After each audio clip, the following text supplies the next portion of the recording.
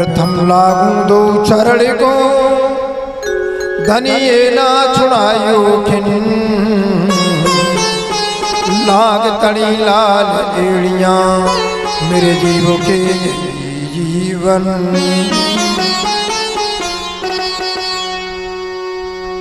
बोलो सदगुरु महाराज की, कृष्ण कन्हैया लाल की जय, प्राणनाथ प्यारे की जय, बाईजूराज महारानी की जय, छत्रसाल देव महाराज की जय, परमहंस लाट महाराज की जय, परमहंस किशोरीदास महाराज की जय, सब सुंदर साध की जय। श्री 5 पद्मावतीपुरी धाम में विराजमान साक्षात अक्षरातीत परमात्मा स्वरूप धामधनी श्री राज जी महाराज,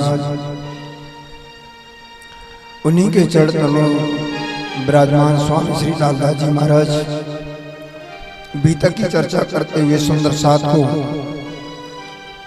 अवगत कराते हुए बाणी चर्चा श्रवण करा रहे हैं।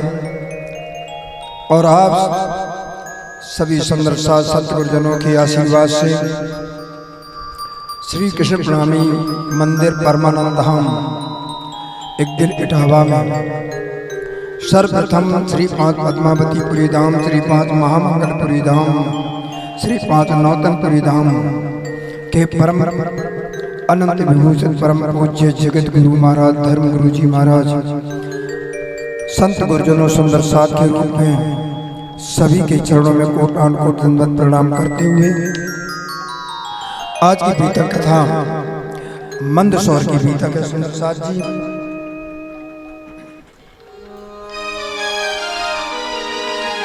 बीतक कथा सुनो चित लाए,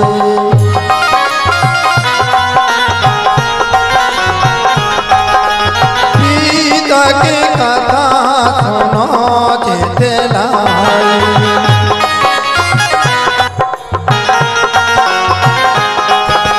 सजहि परम धाम पद भाई,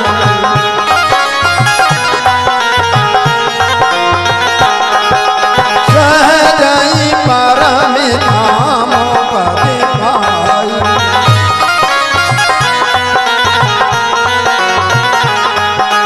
जागृति बुद्धि ज्ञान उपदेगा,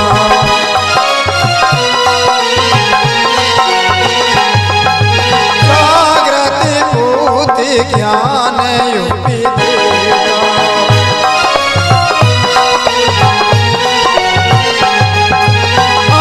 आच्छादित जाम संदेगा,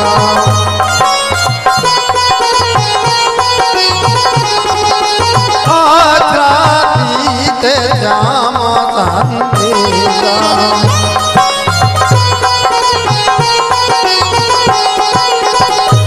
बोलो श्री प्राणनाथ प्यारे की।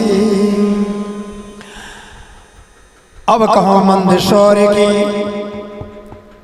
अयोध्यापुर से चले जमनौरंग चढ़ा रोने पर राने पर हुआ मुलके चले चले। अब मैं मंदसौर की बात करता हूँ।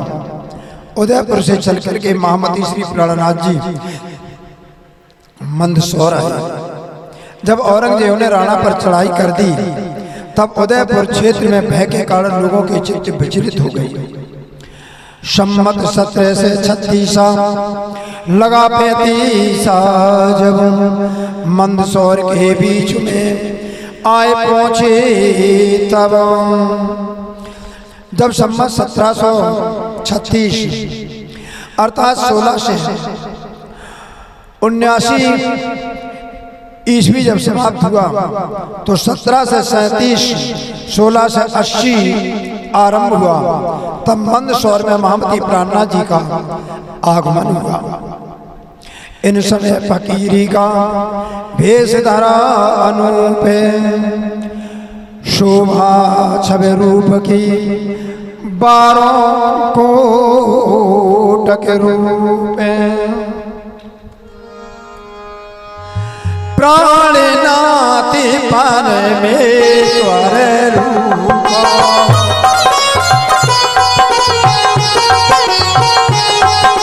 प्राणनाथ परमेश्वर रूपा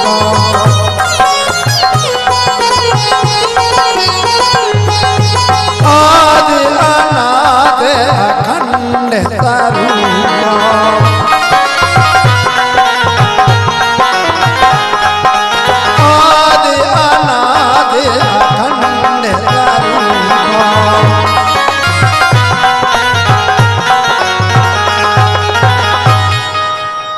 इस समय उन्होंने बैरागी का अनुपम भेष धारण किया। उनके अलौकिक स्वरूप की छवि पर करोड़ों सुंदर रूप न्यौछावर क्यों ना हो। निष्कलंक विजयावतार महामती प्राणनाथ जी साक्षात परम धाम के धामधनी अक्षरातीत परमात्मा स्वरूप है। गोटा शोभे सिर पर तीन ऊपर कंठपी दो सूरत लोई बागे भरी ये पहनते हैं टोपी। महामती प्राणनाथ जी के सिर पर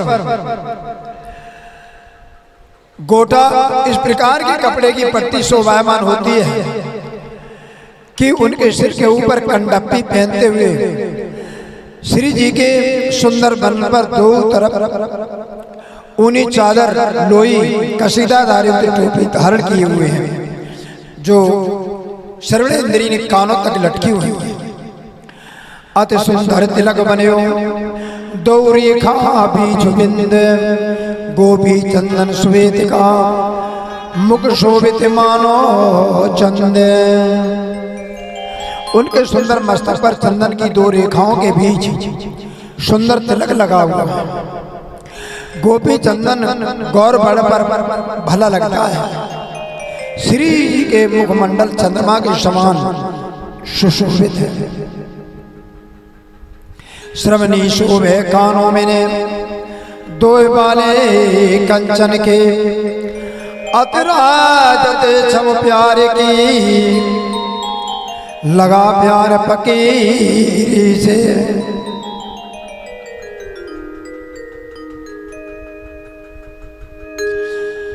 स्वामी जी ने कानों में सोने के दो बाला जिनको कुंडल कहते हैं और हाथों में छोटी सी सुमरनी दो मालाएं पहने हुए हैं। उनकी प्यारी छवि अत्यंत शोभायमान लगती है। ऐसा लगता है जैसे सन्यासी भेष से प्यार हो गया हो।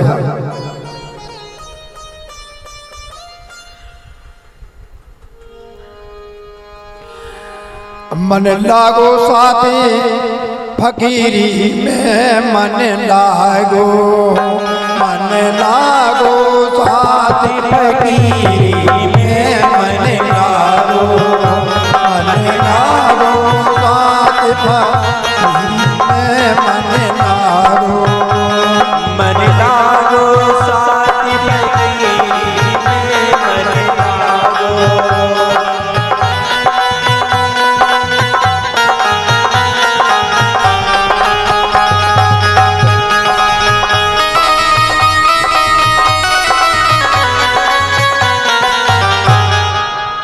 उनके फकीरे वेश में देख करके अलौकिक दिव्य स्वरूप की अनुभूति होती है। अक्षरातीत परमात्मा के स्वरूप महामती प्राणनाथ जी की पहने कंठी तुलसी की और बड़ी माला चार अशोभित अंग मेखली लोई धागे भरी सुमार।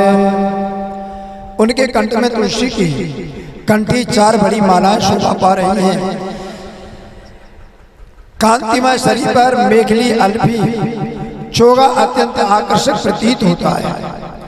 धागे के बनाव से युक्त लोई ऊनी चादर भी धारण किए हुए हैं और गोधरी ओढ़न की हाथों नहीं बनाए और गोधरी ओढ़न की हाथों नहीं बनाए। छेल तुम अंग शोभित हैं ताय मामत अंग शोभित हैं ताय।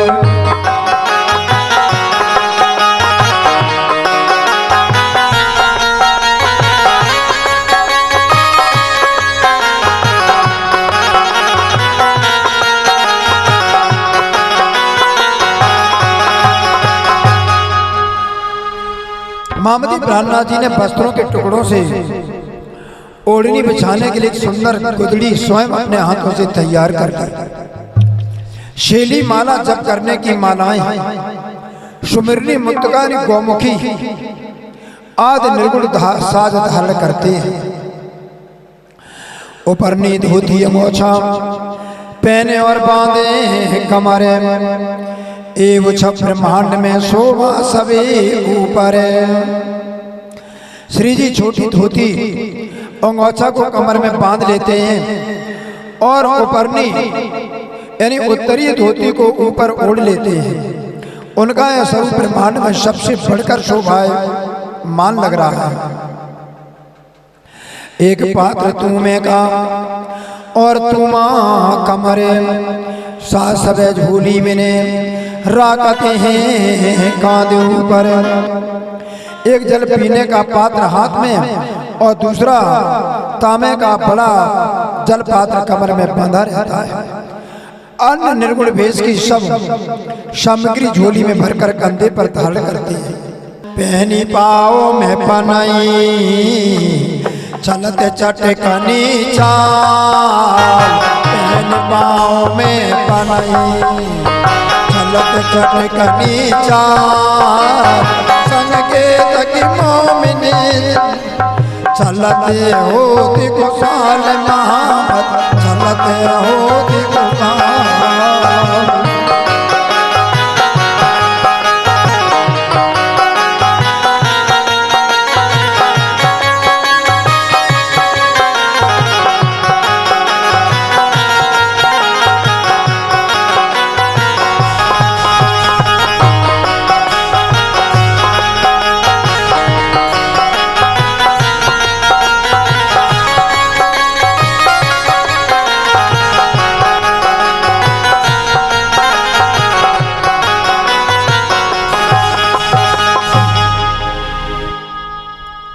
पाँव में पनाही खड़ाऊं पहने चुस्त चाल से चलते।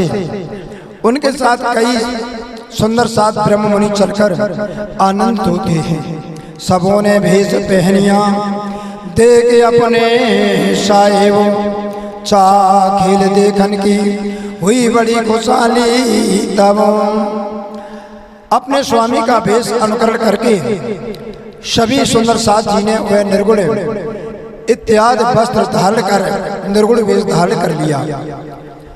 संसार खेल देखने की ब्रह्मात्माओं की चाह पूर्ण हुई, इसलिए सभी साथी आनंदित हो उठे। श्री बाई जी भेष बनाइया शोभित हैं निर्गुण साज फकीर हीरा कते जंग दज्जाल करे मोमिने। श्री तेज कुमार भाई जी ने भी निर्गुण वेश धारण कर उन्होंने साधु वेश की सामग्री पहन ली। इस प्रकार ब्रह्म मुनि सुंदर सात बैरागी वेश में कलयुगी शक्तियों से संघर्ष करते हुए आगे बढ़े। रहा बीच रामपुरा ता निकट चरण का गाम ता उठाई हवेली लगे ईटे पाड़ने के काम। मंद सौर से रामपुर की राह में पासी चारण भाटों का एक गांव था। वहाँ ब्रह्मश्रेष्ठ साथियों ने स्वयं ईंटें बनाकर अपने हाथों से एक हवेली तैयार की निर्माण किया। बनाए ठाड़ी हवेली करी स्वरूप रहे तीन में पूरन बल चारण। यह गांव था उनसे हवेली बनाकर खड़ी की। उनमें श्री भाई जी राज सहित महिला वर्ग के रहने का प्रबंध किया। चारणों के इस गांव में मुखिया पूरनमल था। यह गांव उसी के आश्रित था। रही उनकी माता खिजमत में करे उपली पहचाने। इनके स्वरूप देख के उपला था ईमान। पूरनमल की माता जी बाह्य शरीर की पहचान से स्वामी जी महाराज की बड़ी सेवा करते।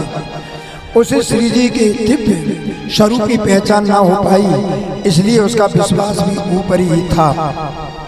जब दज्जाल ने जोरा किया, दे बैठा मेरी साले, वह भाई राजा का था, हुआ दज्जाल का हाल। इस बार दज्जाल ने राणा के भाई बेरी साल के मन में बैठकर स्वामी प्राणनाथ जी के प्रति विरोधी भावनाएं उत्पन्न की। राजा का भाई होने के कारण अभिमान से वह साक्षात दज्जाल बन गया। बुरी नजर करी साथ पर, लूट ले फकीरन, तब चारण के घरों जाए, फरियाद करी मुंह में ने। उसने मन में दुर्भावना लेकर के साथियों को लूटने की योजना बनाई। तब ब्राह्मणियों ने भाटों के घर जाकर विनय करते हुए सुरक्षा की मांग की। तब चारण की माता ने बांधी जोर कमर, इन बैरागियों स्वामी देखे मारो तिन्हें खरे। पूरनवल चारण की माता बड़ा साहस दिखाकर सामने खड़ी। उसने कहा यदि सन्यासियों पर बुरी नजर करेगा, उस दुष्ट पर तीक्ष्ण प्रहार करूंगी, या तो मैं मारो तिन पर देऊं हत्या उन्हें। इनको बुरा क्यों देखे, मेरे घर आए साधु जन। इन संतों की रक्षा में उन्हें मार दूंगी, या स्वयं मरकर स्त्री हत्या का उन्हें पाप लगा दूंगी। मेरे घर साधु जन आए हुए हैं, इन्हें कोई भी बुरी नजर से देख नहीं सकता। तब से मोले पीछे फिरा, उते पेरी साले, चला न कछुए तिनका बुरा हुआ हवाले। तब वह काला श्याम लेकर वहां से लौट गया, उसका कुछ भी बस ना चला। ऊपर से लोगों ने बातें कहकर उनकी निंदा करके उनका बुरा हाल कर दिया। वे हवेली छोड़ के आए मंदसौर, ताए के बैठे हर प्रसाद घरों ठोरे। चारण के गांव की हवेली को छोड़कर जब सुंदर साथ जी को लेकर महामती प्राणनाथ जी मंदसौर पधारे, वहां पहुंचकर वहां पर हर प्रसाद के निवास पर ठहरने की व्यवस्था की। ता पातशाही लश्कर रहे मंदसौर के गिरदवाए, गाँव सनंदे ता बैठ के कोई कोई सुनने को आए। उस समय मंदसौर के चारों ओर औरंगजेब की फौजें घेरा डाले हुए थी। सुंदर सा सार्वजनिक स्थान में बैठकर प्रतिदिन सनंदवाणी का सुंदर स्वर में गायन करते हैं। उसे सुनने के लिए शाही लश्कर के कुछ लोग वहां आ जाते हैं। इत सुनने को आवते पठान दौलत खान, सुन सनंदे घायल भया, भला ले आया ईमान। बाड़ी श्रवण करने के लिए यहाँ दौलत खान पठान आया। बाड़ी को सुनकर उसके मन को बड़ी चोट लगी। वह पूर्ण विश्वास के साथ सुंदर साथ में सम्मिलित हो गया और शेख मन को हटी सुनी सनंदे खान, संकेत के पठान तवहीं ले आया ईमान। शेख खान कोहटी ने अपने कुछ साथियों के साथ सनंदवाणी का श्रवण किया और उनमें तुरंत स्वामी प्राणनाथ जी के प्रति अटूट विश्वास जागृत हो गया और वे निजानंद धर्म में संस्कृत हुए। बिना एक मोहम्मद की सदने पड़ी जब, दौलत खान पठान को जोश आया तब। श्री प्राणनाथ जी स्वामी के साथियों ने सनवाड़ी में बिना एक मोहम्मद का प्रकरण गा करके सुनाया तो दज्जाल तो उधर ही सुनाया तो उधर ही दौलत खान पठान के मन में बहुत जोश आया। बिना एक मोहम्मद है और न काले हैं फूल, फिर ये कहे यही काढ़ते मुख कोले। बिना एक मोहम्मद बार बार यही बोल उसके मुख से निकलते। इसके अतिरिक्त वह कुछ भी नहीं कहता, बार बार यही कहता संसार में मोहम्मद साहब के अतिरिक्त कुछ नहीं है। कृपा रामित आइया ता पाती ले पुकारे, उदयपुर का 7 पहाड़ों में ने हुआ मिला पुकारने हारे। उन दिनों कृपा राम भाई एक पत्र लेकर यहाँ आई। वह पत्र उदयपुर के साथियों का था। उसमें लिखा था कि औरंगजेब की फौजों के प्रकोप से आतंकित होकर सुंदर 7 पहाड़ों एवं जंगलों में भूखे प्यासे छिपे हुए हैं। सभी साथी भिलक भिलक कर विलाप कर रहे हैं। विलाप इनका सुन के दिल में हुआ दर्द, मोह दरगाह बीच करके पुकार करी महमद। वहां पर सुंदर साथी का विलाप श्री जी के मन को छू गया। उन्हें असहाय अत्यंत हार्दिक पीड़ा हुई। परम धाम की ओर एकाग्र होकर के आखिरी मोहम्मद के स्वरूप इमाम मेहदी स्वामी प्राणनाथ जी ने पूर्ण परमात्मा की ओर मोह करके पुकार लगाई कि हे स्वामी, आपकी अंगनाओं पर ये क्या क्या ढाए जा रहे हैं। 5 किरण तन करके फिर दाखिल किए कलाम, तबही पहुंची हक को हुए मेहर ऊपर इस्लाम। श्री जी ने उदयपुर के सुंदर 7 की करुण पुकार कीर्तन वाणी की 36वें प्रकरण के माध्यम से श्री जी राज्य के पास पहुंचाई। यह प्रकरण भूमिका रूप में है। अतः प्रकरण 37 से 41 तक 5 के प्रकरण कीर्तन वाणी में सम्मिलित है। श्री जी के हृदय की पुकार परमात्मा तक पहुंची। उन्होंने धर्म पर समर्पित सुंदर 7 पर कृपा की। उनके दुख संपात दूर हुए। इन समय इब्राहिम करने आया दीदार, शोभा श्री राजी भया फिर आया दूसरी बार। इसी समय इब्लीस श्री जी के दर्शन करने आया। उसके सत्संग से प्रसन्न हुआ। वह पुनः दूसरी बार श्री जी के दर्शन करने आया। तब लाल की शोभा से बातें हुई ठामू, एक गिला कुरान का करो हमारा काम। श्री लालदास जी के सत्संग में बैठकर इब्राहिम ने उसकी अनेक बातें की। लालदास जी ने उनसे कहा कि आप कुरान से एक प्रसंग उतार कर हमारा काम कर दो। तब उन्होंने उतारिया सूरत का एक कुरान, तिनमें कहते के आए थे श्री जी सुनी काने। इब्राहिम ने कुरान की एक सूरा अध्याय उतारा, जिसकी कई आयतों पंक्तियां को मोहम्मद ने स्वयं अपने कानों से सुना। सुनते ही सुख उपजिया या में बात हमारी शबे, जो उतरावती तुमको तो बड़ा काम होवे।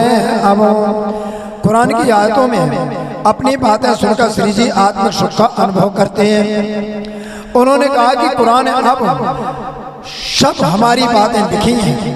यदि इब्राहिम ने इन प्रसंगों को भी उतरवा लिया जाए तो एक महत्वपूर्ण कार्य हो जाता है। अब उन 100 बातें करी कई में उतारे कलाम, कछुक लोग दिखाया राजी हुआ इष्टाम। स्वामी लालदास जी ने इब्राहिम से कहा कि आप कुरान शरीफ की ये सारी आयतें उतार कर हमको दे दो। उन्होंने कहा कुरान में सब हमारी ही बातें लिखी हैं। इब्राहिम ने इन प्रसंगों की भी को उतरवा लिया जाए तो एक महत्वपूर्ण कार्य हो जाएगा। तब उन 100 बातें करी कई में उतारे कलाम, कछुक लोग दिखाया राजा राजी हुआ धाम। तो लालदास जी ने उसको कुछ लोभ दिया तो इब्राहिम तैयार हो गया उस कार्य को करने के लिए। प्रातः को आए खड़ा हुआ, शुरुआत सिपारा 16वां, 2 जो तुराए दिए हाथ में, बड़ी रात को ही तमाम। दूसरे दिन प्रातः इब्राहिम सुबह ही प्रातः आ खड़ा हुआ। 16वां सिपारा उतारने का कार्य आरंभ कर दिया। उसने 2 सूरा अध्याय कुरान के उतार लिए। श्री जी को कुरान पढ़ने की बहुत इच्छा हुई। इत एक मजल भई बड़ी खुशाली दिले, बीतक अपनी जांच के होते दिले निर्मल। कुरान के अपने समाचार पत्र के रूप में पाकर महामती श्री प्राणनाथ जी में बहुत प्रसन्नता हुई। कुरान में अपने घर का वृत्तांत पढ़कर श्री जी का मन निर्मल हो गया। एक ठोर रात को फंगले उतारते हैं कुरान, लाल इब्राहिम बैठते राज पासे पोड़े सुने खाने। एक जगह बंगले में रात को बैठकर इब्राहिम लाल जी कुरान उतार रहे हैं। वहीं पास में लेटे हुए श्री जी उस प्रसंग को सुनते जाते हैं। उतरबात बेग सुकन पड़ा इब्राहिम ने, ये तो कोई राक्षसी कलम मारी उन्होंने। उतारते समय एक शब्द इब्राहिम ने पढ़ा और कहने लगा, या तो किसी दुष्ट ने अज्ञानता बस इस प्रकार अपनी कलम चला दी है। तब श्री जी ने कहा, फिर के पढ़ो कुरान, ये तुम क्या कहा फिर हमें सुनाओ खाने। तब महामती प्राणनाथ जी ने कहा, आपने अभी अभी क्या पढ़ा था, एक बार पुनः पढ़कर सुनाओ, हम ये सब फिर से सुनना चाहते हैं। तब कहा इब्राहिम ने, जो उन्हीं सुनी मुसलमान मोहम्मद की उम्मत के अर्जी न पहुँचे कान। तब इब्राहिम ने कहा कि जो सुन्नी मुसलमान हैं उनकी प्रार्थना मोहम्मद साहब की उम्मत के कानों तक नहीं पहुंचती है, कोई पहुंच ना सके मरातबा ये है मोमिन, तुम हरफ ना फिराओ इनका, ऐसा लिखा हो ये सकुने। श्री जी ने कहा, परमात्माओं की पदवी अन्य कोई नहीं पा सकता, तुम एक शब्द भी ना बदलो, जैसा लिखा है बदलों को वैसा ही रहने दो। और वाही कुरान को समझत नहीं तुम, कोई क्या जाने उन क्या लिखा सो समझत नहीं हम। उन्हीं शुक्नों को तुम समझते नहीं हो। मोहम्मद साहब के लिखे हुए वचनों को कोई कैसे जान सकता है कि उन्होंने क्या लिखा है। उनके उस भाव को तो हम लोग समझ नहीं पा रहे हैं। लगता एक चबूतरा था पढ़ने बैठे श्री राज, बीतक देख राजी हुए भय पूरन मनोरथी काज। वहीं पास में लगा हुआ एक चबूतरा था, उस पर श्री जी पढ़ने बैठे। कुरान में ब्रह्मषष्ठियों का वृत्तांत पढ़कर आनंदित हुए। उन्हें ऐसा लगा कि अब हमारे मन की सभी अभिलाषाएं कारपूर्ण हो गई। तब अपनी बात के सब विध भय कारज, अब तुम्हें करना कछु ना पड़े, रही न कोई गरज। अब अपनी जगत लीला के संबंध सभी कारपूर्ण होने के संकेत कुरान शरीफ में मिल रही है। मेरे परम सुंदर साथ जी, आपको अब इमाम मेहदी के प्रकट होने तथा कयामत आत्म जागृत के लिए कुछ नहीं करना पड़ेगा, तब कोई इच्छा शेष नहीं रही। अब ये सब साथ को लिखो सुखी खबरें, मेरे भाई श्री राज की सो लिखी तुम्हें ऊपर। अब ये शुभ समाचार समझ सुंदर साथ को लिख करके भेज दो कि हे सुंदर साथ जी, श्री राज की अपार कृपा से अपना संपूर्ण वृत्तांत कुरान शरीफ में मिल गया। सधर्म प्राण प्यारे प्रेमियों, आपको तुम शुभ समाचार देने के लिए पत्र लिखा है। लिखने बैठे संजा को सो जानो और उन्हें उदय। इब्राहिम जाए अपने घरों, लाल दातून पानी करे। लालदा इब्राहिम सायकाल कुरान उतारने के लिए बैठे। संपूर्ण रात्रि लिखते ही रहे। जब प्रातः हुआ तो इब्राहिम अपने घर गया। लालदा दातों नाद नित्य क्रिया करने लगे। यो करते उतारे शीश पारे जो 4 16 17 18 19 ताको करने लगे विचारे। इतकार 16 17 18 और 19 4 सिपारे कुरान में से उतारे गए और इनमें नींद बातों को पढ़कर महामती विचार करने लगे। फिर सिपारा 30वां जागी 36वीं सूरत 16 अवतार के फेरे लगे। आलिफ लाम मीम से ये थे। कुरान के 30वां सिपारा खंड की 36वीं सूरत अध्याय को उतारने का कार्य करा लिया गया। फिर अलिफ लाम मीम पहले सिपारे से आम्र पारा तक लिखा। फिर दूसरो तीसरो लगे चौथे उतारने। 5वां शुरू हुआ उतार चले मोमिन। फिर जब दूसरे सिपारे दूसरे चौथे पारा तक उतारने का कार्य पूर्ण हो गया तो 5वां सिपारा आरंभ हुआ। इस प्रकार ब्रह्मश्रेष्ठ मोमिन कुरान को उतारने का कार्य कर ही रहे हैं। तब इब्राहिम के दिल में आए बैठा दज्जाल, ले तफसीर छीन के तो मन को करो खुशाले। 5वां सिपारा लिखते समय इब्राहिम के मन में दज्जाल यानी दुर्भावना उत्पन्न हुई। वह विचार करने लगा कि इनसे तफसीर हुसैनी छीन लूं तब मेरा मन प्रसन्न होगा। तब लगा खरक सा करने, बीच बैठा में शायद मोमिन गरीब दे के दे बैठर शरीयत ये दे। इब्राहिम तफसीर हुसैनी छीनने का निश्चय करके झंझट खटखसा करने लगा। वह सीधे साधे सरल हृदय बेमिनिष्ट मोमिनों को बादशाह का भेद दिखाने लगा। मांगने लगा तफसीर को मैं ले जाऊं अपने घर। तब लाल है पहचानिया दजाल की नजरे। वह तफसीर सोनी मांगने लगा। उसने कहा मैं इसे अपने घर ले जाना चाहता हूँ। तब लाल दादी ने उसकी कुदृष्टि को पहचान लिया। फितवा उठाने को करता ये काम, मैं तफसीर को क्यों दूं ये फिरादीन इस्लाम। विचार करने लगे कि उपद्रव खड़ा करने के लिए कार्य कर रहा है। उन्होंने निश्चय किया कि मैं तफसीर हुसैनी इब्राहिम को क्यों दूं, यह तो दीन इस्लाम निजानंद धर्म से विमुख हो रहा है। तब जाए श्री जी जानिया उनके मन की बातें। तब जवाब चोखा दिया करी तूफान की विख्यात। तब महामती प्रभु ने भी उसके मन की बात को जान लिया। श्री जी ने उसे यही चोखा उत्तर दिया। तब ये मुसलमानों को भड़का कर आपत्ति करने लगा। मोमिन दलगीर वहे बाद तूफान सुनी काने, अब क्या करना इनसे भाई ना इन्हें पहचाने। आपत्ति तूफान की बात सुनकर संदर साथ के मन ही मन बहुत दुख हुआ। मावती प्राणनाथ जी से पूछा कि आप इब्राहिम के विषय में क्या करना चाहिए। श्री जी ने परमात्मा स्वरूप अपनी आत्मा की पहचान नहीं हुई उसको।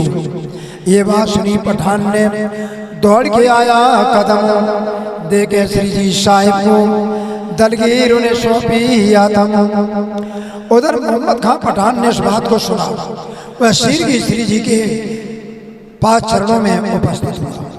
उसने स्वामी जी से उदास मुखार बिंदु को देखा कि महामती प्राणनाथ जी आज कुछ उदास है। वह अपनी आत्मा को श्री जी के सुपुर्द कर चुका था। शोकाए भय आप दिलगीर शो बात सुनाई काने। इब्राहिम उठाया फितना जो गरीब लोग ईमाने। उसने कहा ये स्वामी जी आप किस कारण दुखी हैं, दुख का कारण बताइए।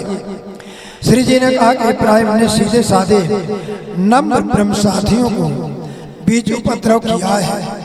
सुन सुन मोहम्मद खान बहुत हुआ गुस्से में। सिरभानो इब्राहिम का मंद सौर के बीच में।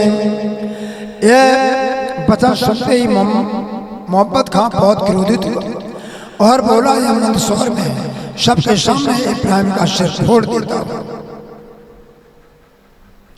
यहाँ से तीर उठाया गया इब्राहिम के घर। कुतका लिया कांध पर जाए सवाल किया जोरू पर। यहाँ से उठकर वह इब्राहिम के घर गया। एक मोटा डंडा कंधे पर उठा लिया और उसकी पत्नी जोरू से इस बार पूछा कहाँ गया इब्राहिम दई गाल जुबाने। तब यह मुनकर भाई गए निगाह सुनाबने काने। दुर्वचन अर्थात दुरक्ति अर्थात गाली का प्रयोग करते हुए मोहम्मद खान ने कहा इब्राहिम कहाँ गया। तब पति के कृत्य से उसे घृणा हुई। उसने कहा भी निकाह कराने अमुक जगह गए। ये चला गया था ही जाए के किया सूर। इब्राहिम निकल आया क्यों ये था मुझ पर ही जोर। मोहम्मद खां वहीं जा पहुंचा। इब्राहिम निकाह करा रहा था। उसने क्रोधित होकर ऊंची आवाज में इब्राहिम को कट वचन कहे। इतना शोर सुनकर इब्राहिम तुरंत बाहर निकल के आ गया और वह बोला मुझ पर इतने क्रोधित क्यों हो? ते मैं तुम्हारा गुलाम करो फरमाया सोए। ते क्यों दुख दिया हाथी को ऐसा झूठ तुमसे होए। मैं तो आपका दास हूं, आप जो भी आज्ञा देंगे मैं वही करने को तत्पर हूं। तब मोहम्मद खां ने कहा कि तूने हादी श्री जी को दुखी क्यों किया? ऐसा कपट भरा काम तूने उनके साथ क्यों किया? ते मेरे आगे कहा ये मेरे मुर्गी, मैं गुलाम इनका, अब त्यों को फेरी अपनी सभी। अरे तूने तो मेरे सामने स्वीकार किया ये तो मेरे हादी हैं और मैं इनकी शरण में हूँ, इनका मैं गुलाम हूँ। अब किस कारण तूने अपने विचारों को बदल डाला और उनको दुखी किया? मार डालूं मैं तुमको, दुआ रसूल की ना छोड़ूं क्यों हो ये करे। तब लगा उनके कदमों आगे के दड़ हुआ इन पर। मैं तुझे आज मार डालूंगा, सौगंध रसूल की तुझे मैं किसी प्रकार जीवित नहीं छोड़ूंगा। तब इब्राहिम गीदड़ की तरह होकर कायर होकर मोहम्मद खां के चरणों में गिरकर क्षमा मांगने लगा। जाए कदमों लागो उनके राजी करे मोमिन, ना तो तुझे ना छोड़ूं हुए दलगीर दिल रोशन। मोहम्मद खान पुनः बोले उठ नीच तू हादी स्वामी प्राणी के चरणों में जाकर क्षमा मांग, उन्हें प्रसन्न कर अथा तुझे जीवित नहीं छोड़ूंगा। सदैव प्रसन्न चित्त रहने वाले स्वामी जी आज तेरे व्यवहार के से अत्यंत दुखी हैं। प्रात वही उठ के इब्राहिम आया धाये, आए श्री जी के कदमों लगा सिर ना उठाए जाए। दूसरे दिन प्रातः काली इब्राहिम भागता हुआ निष्कलंक विद्याविनंद बुद्धावतार महामती प्राणनाथ जी के चरणों के तलों में आकर गिर पड़ा और साष्टांग दंडवत प्रणाम किया। मारे शर्म के उसने सिर नहीं उठाया जाता है। तब नूर मोहम्मद बोलिया उठ खड़ा हो मुर्दार, मारो कटारी पेट में इतई हो जाए शुमारे। तब नूर मोहम्मद ने कहा उठकर खड़ा हो जा मृतक, तेरा मेरा जी चाहता कि तेरे पेट में कटारी भोंककर यहीं तेरे जीवन की गिनती समाप्त कर दूं, पर क्या करूं डरता हूं हादी से इनका हुक्म ना आए। एदी बेअदबी करके फिर जीविता उठ के जाए, परंतु मैं क्या करूं? हादी सतवर निष्कलंक विजयाविनंद बुद्धावतार इमाम मेहदी स्वरूप महामती प्राणनाथ जी की मुझे आज्ञा नहीं है, अर्थात मैं तुझे मारने में मुझे केवल उन्हीं का भय है, अन्यथा ऐसी स्थिति में मैं तेरे को अभी जीवित उठने ही नहीं देता। कहा मैं तुम्हारा गुलाम, मुझसे वही भूले, अब माफ करो मैं तुमसे किया ना सूले।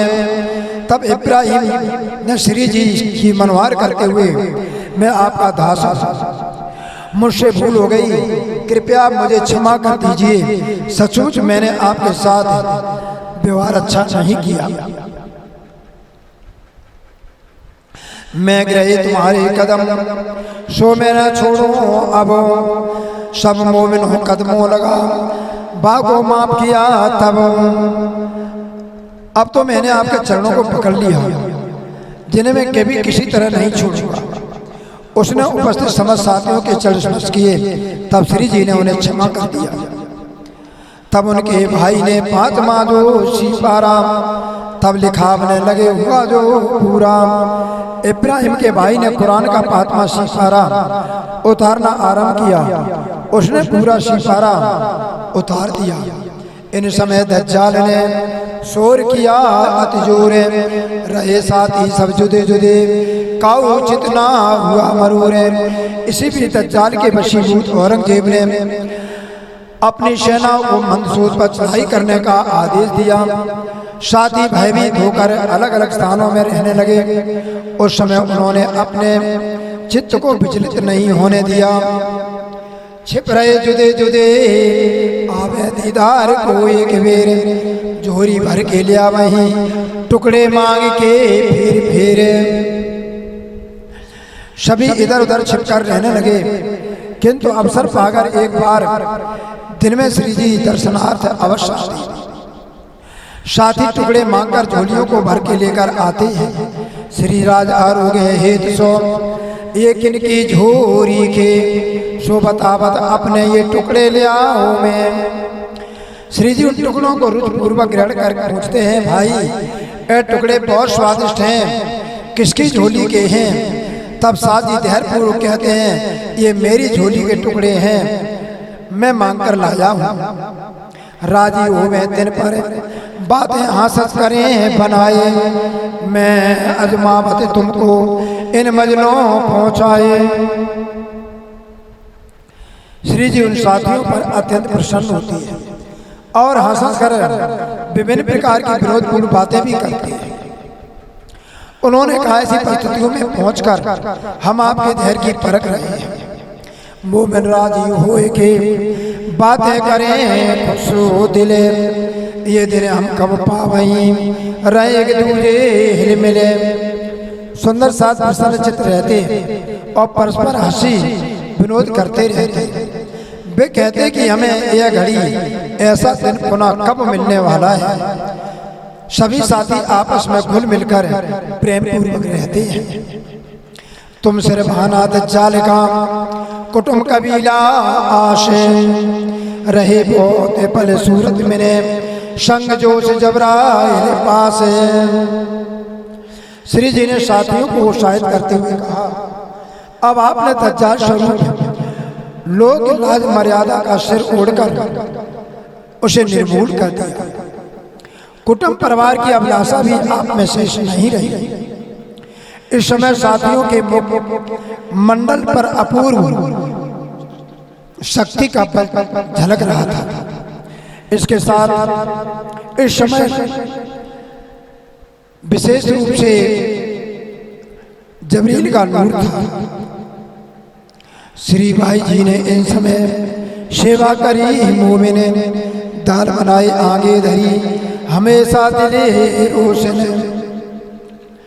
तेज कुमार भाई जी इस समय बड़े प्रेम एवं मुदित मन से दाल पकाकर साथियों के आगे रखती थी।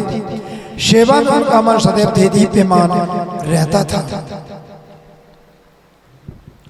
एक दूजे को सेवई हर भांत कर चित्ते, हेत करे मोमिनो मिने कहूँ सकना बैठे इते। सुंदर साथ मन लगाकर एक दूसरे की हर तरह की सेवा करते हैं और आपस में प्रेम पूर्ण व्यवहार होने में उनमें कोई संदेह नहीं बैठ पाता है।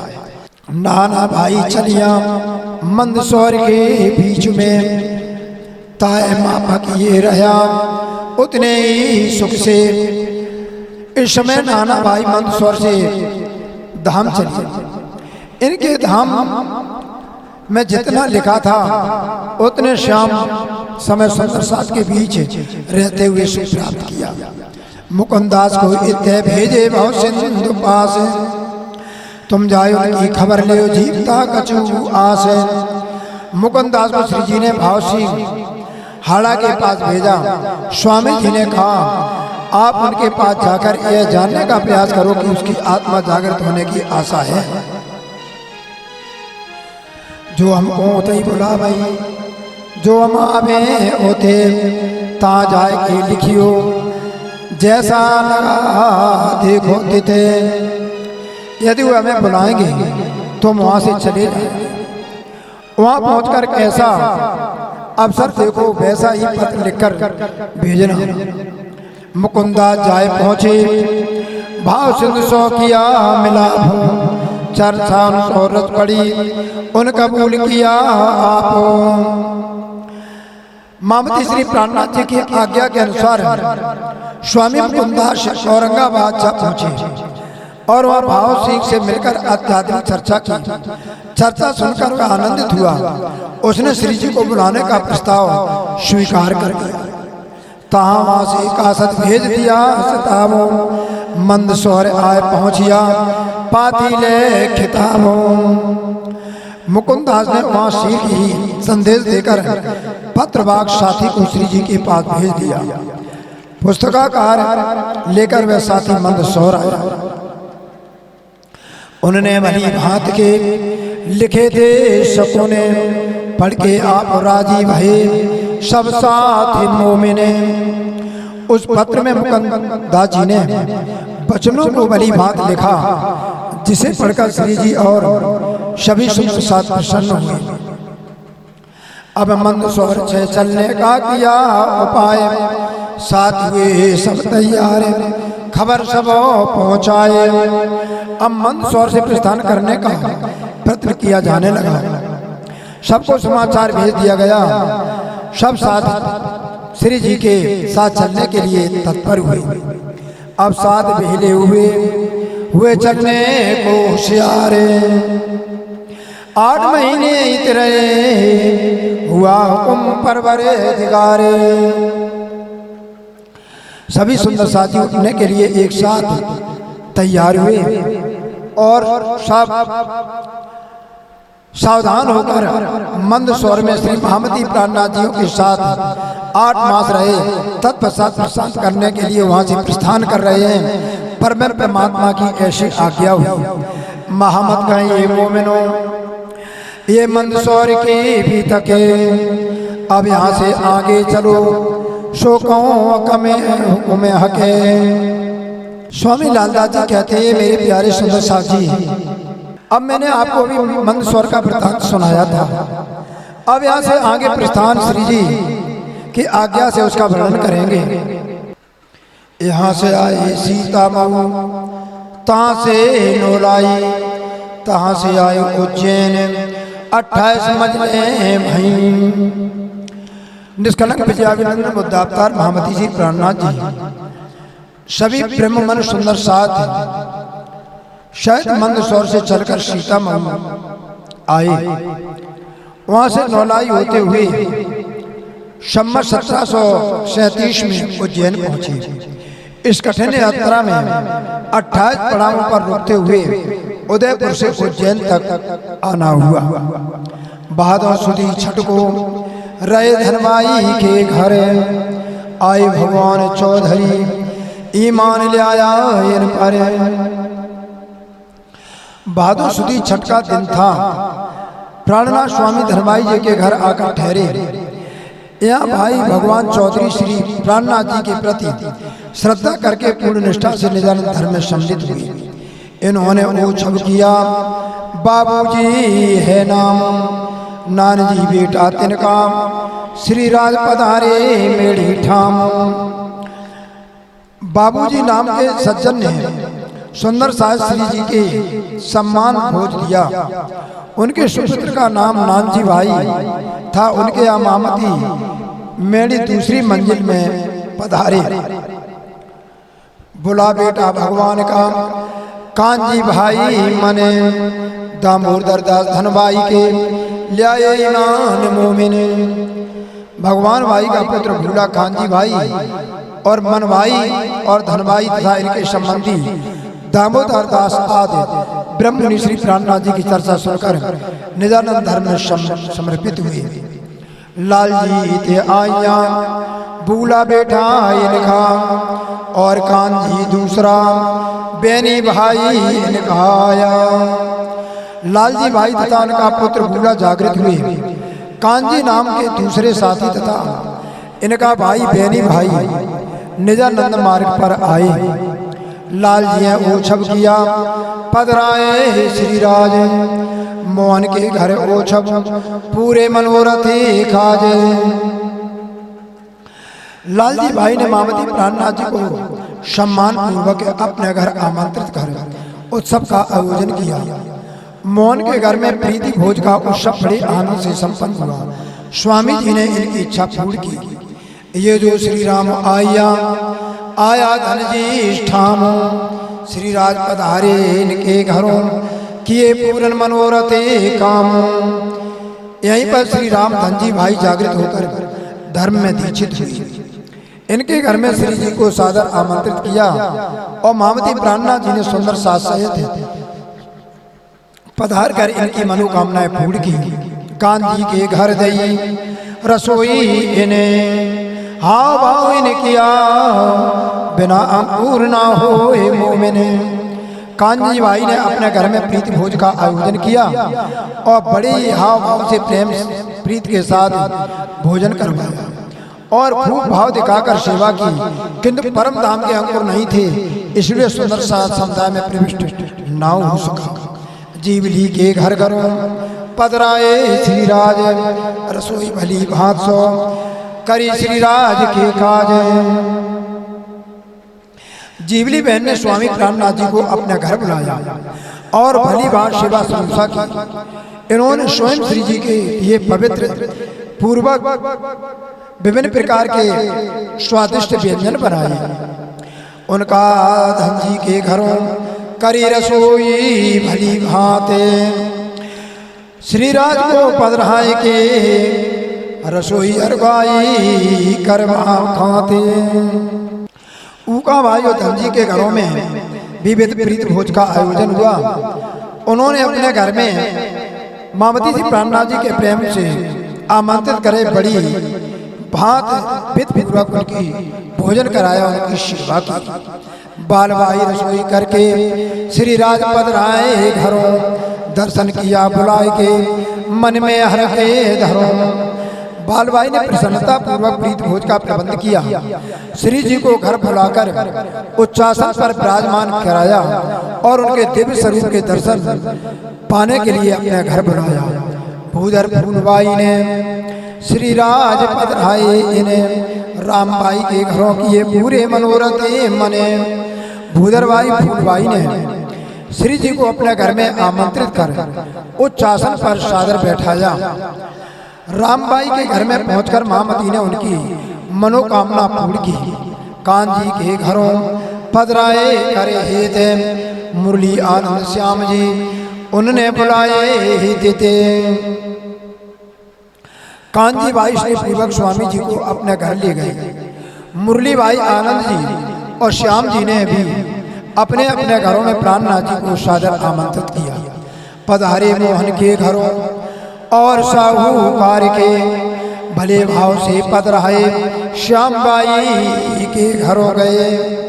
मोहन भाई और अनेक प्रतिष्ठित धनाढ्य लोगों के यहाँ स्वामी प्राणनाथ जी को सादर आमंत्रित किया गया। श्याम बाई ने अपने घर में उत्कृष्ट भावना से स्वामी महामती प्राणनाथ जी को पधराया। फिर तेज में दिन यहाँ से नोलाइयान पहुँचे। एक दिन तहाँ रह के पहुँचे नुनेरे। श्री महामती प्राणनाथ जी 5 दिन तक उज्जैन में ठहरे और यहाँ से 23वें दिन नीलाई आए। वहाँ एक दिन रहकर साथी सहित नुरेरे गांव में पहुँचे। तहाँ एक दिन रह के पहुँचे बुढ़ानपुर में। तहाँ एक दिन रह के चले मजले से। नुनेरे में एक दिन ठहरकर बुढ़ानपुर आए। यहाँ से एक दिन ठहरकर सुंदर साथ ने अपने गंतव्य औरंगाबाद के लिए प्रस्थान किया। तहाँ से आए औरंगाबाद भाव सिंह के घर। तहाँ की भी तकाओं जिन भाते ने परे। बुढ़ानपुर से भाव सिंह हाड़ा के घर औरंगाबाद आए। वहाँ से भी घटनाएं घटी, उनका ब्यौरा आगे दिया जाएगा। महामत कहे ये मोमिनों ये उज्जैन की भी थके, आगे औरंगाबाद की बात बड़ी बुजुर्ग। स्वामी लालदास जी कहते हैं मेरे प्राणनाथ जी उज्जैन से चलकर औरंगाबाद आए। ये सुंदर साथ जी अब इसके आगे का विस्तार पूर्वक वर्णन आगे करेंगे। राना के मुल्क से आए रामपुरे के ठोरे। दूध लाई ढेरा किया ता किया दज्जाले शोरे। महामती सिंह प्राणनाथ जी राणा के राज्य उदयपुर से रामपुर आए और दुधलाई नामक स्थान में ठहरने की व्यवस्था की। वहां पर दज्जाल ने सारे लोगों के मन में प्रविष्ट होकर सुंदर साथ को बहुत परेशान किया। वहां से मुकुंदास को और जो केशव हो दास खिमाई और पल्लव भेजे भाव सिंध खास। श्री जी ने रामपुरा से मुकुंदास केशव दास खिमाई और बल्लभ दास को भाव सिंह हाड़ा के पास उनके मनोभाव जानने के लिए औरंगाबाद भेजा। गाय भाव सिंध के उते केशव बल्लभ बैठे दुकाने खिमाई भाई संग रहे मुकुंदास निर्गुणे जाने। मुकुंदास औरंगाबाद में भाव सिंह के यहाँ गए। केशव दास और बल्लभ दास एक दुकान में बैठे गए।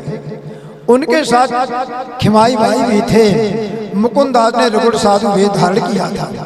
केतिक महीने फिरे भेष राखे निर्गुणे वेदांत को पक खोजिया रहे बीच निर्गुणे। साधु वेश में मुकुंदास जी ने कई महीने भाव सिंह से भेंट करने के प्रयत्न में भटकते रहे। निर्गुण वेश में रहकर उन्होंने वेदांत पक्ष की खोज की। जब लगे मूर्खने तब दिल में किया विचार मैं फिरा खाए हो जाऊं जनाऊं जिते व्यवहार। जब मुकुंदास भाव सिंह से मिले बिना ही लौटने लगे तो उनके मन में विचार किया कि मैं क्यों वापस लौट कर जा रहा हूँ। मुझे अपने आत्मबल से कार्य करके दिखाना चाहिए। भीख मांग है दो स्वरूप है ये ताके लिए बस्तर थैला रेशमी बनाए के प्रसाद थैली करी तत्पर। मुकुंदास ने भिक्षा माँ का 2 रुपए इकट्ठे किए। उसे एक रेशमी थैली बनवाई। उसमें राणा के लिए प्रसाद रख लिया और मिलने के प्रधान से तत्पर हुए। प्रश्न भागवत वेदांत के लिख डाले थैली में एक प्रसाद की थैली कर किया मिलाप तिनसे। प्रसाद की थैली में मुकुंदास ने श्रीमद् भागवत और वेदांत के कुछ प्रश्न तैयार करके रख लिए। उस थैली को लेकर राणा से भेंट करने चले। महंत रामदास रहे तिन देखे बीच बाजार मारे मुकुंदास को पहुंचाया नाले पारे। वहां पर एक रामदास नाम का महंत राजा भाव सिंह का राजपुरोहित था। स्वामी मुकुंदास ने उसे चर्चा करके राणा से मिलने का आग्रह किया। मुकुंदास जी का ज्ञान देकर उसने ईर्षा बस मार पीट कर नाला के पार तक उन्हें पहुंचा दिया। मतलब पास नहीं और मार पीट करके बाहर कर दिया। जो औरंगाबाद रहेगा तो हम मारेंगे फेरे जो बदराह करे भाव सिंध को तो हम मारे दूसरी बेरे। रामदास ने मुकुंदास को धमकी दी यदि तुम औरंगाबाद में रहोगे तो तुम पुनः तुम्हें मारेंगे। कदाच तूने भाव सिंह को बुरे मार्ग पर चलने वाला बनाया तो तुम दूसरी बार तुम्हारी पिटाई करेंगे। यूँ करके जब छोड़िया तब मुकुंदास किया दीदार दजाल मिलने दे वही में हूँ खबरदार। इप्कार उन्हें देवार करके छोड़ा तो मुकुंदास विचार करने लगे कि महंत तो ये बहुत बड़ा निष्कपट भाव से नहीं मिलेगा। ये बहुत दुष्ट है। मुझे भाव सिंह से मिलने नहीं देगा।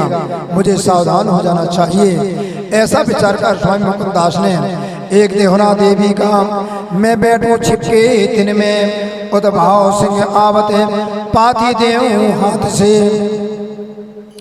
वहाँ देवी का एक मंदिर है छिपकर वहाँ बैठ जाएंगे।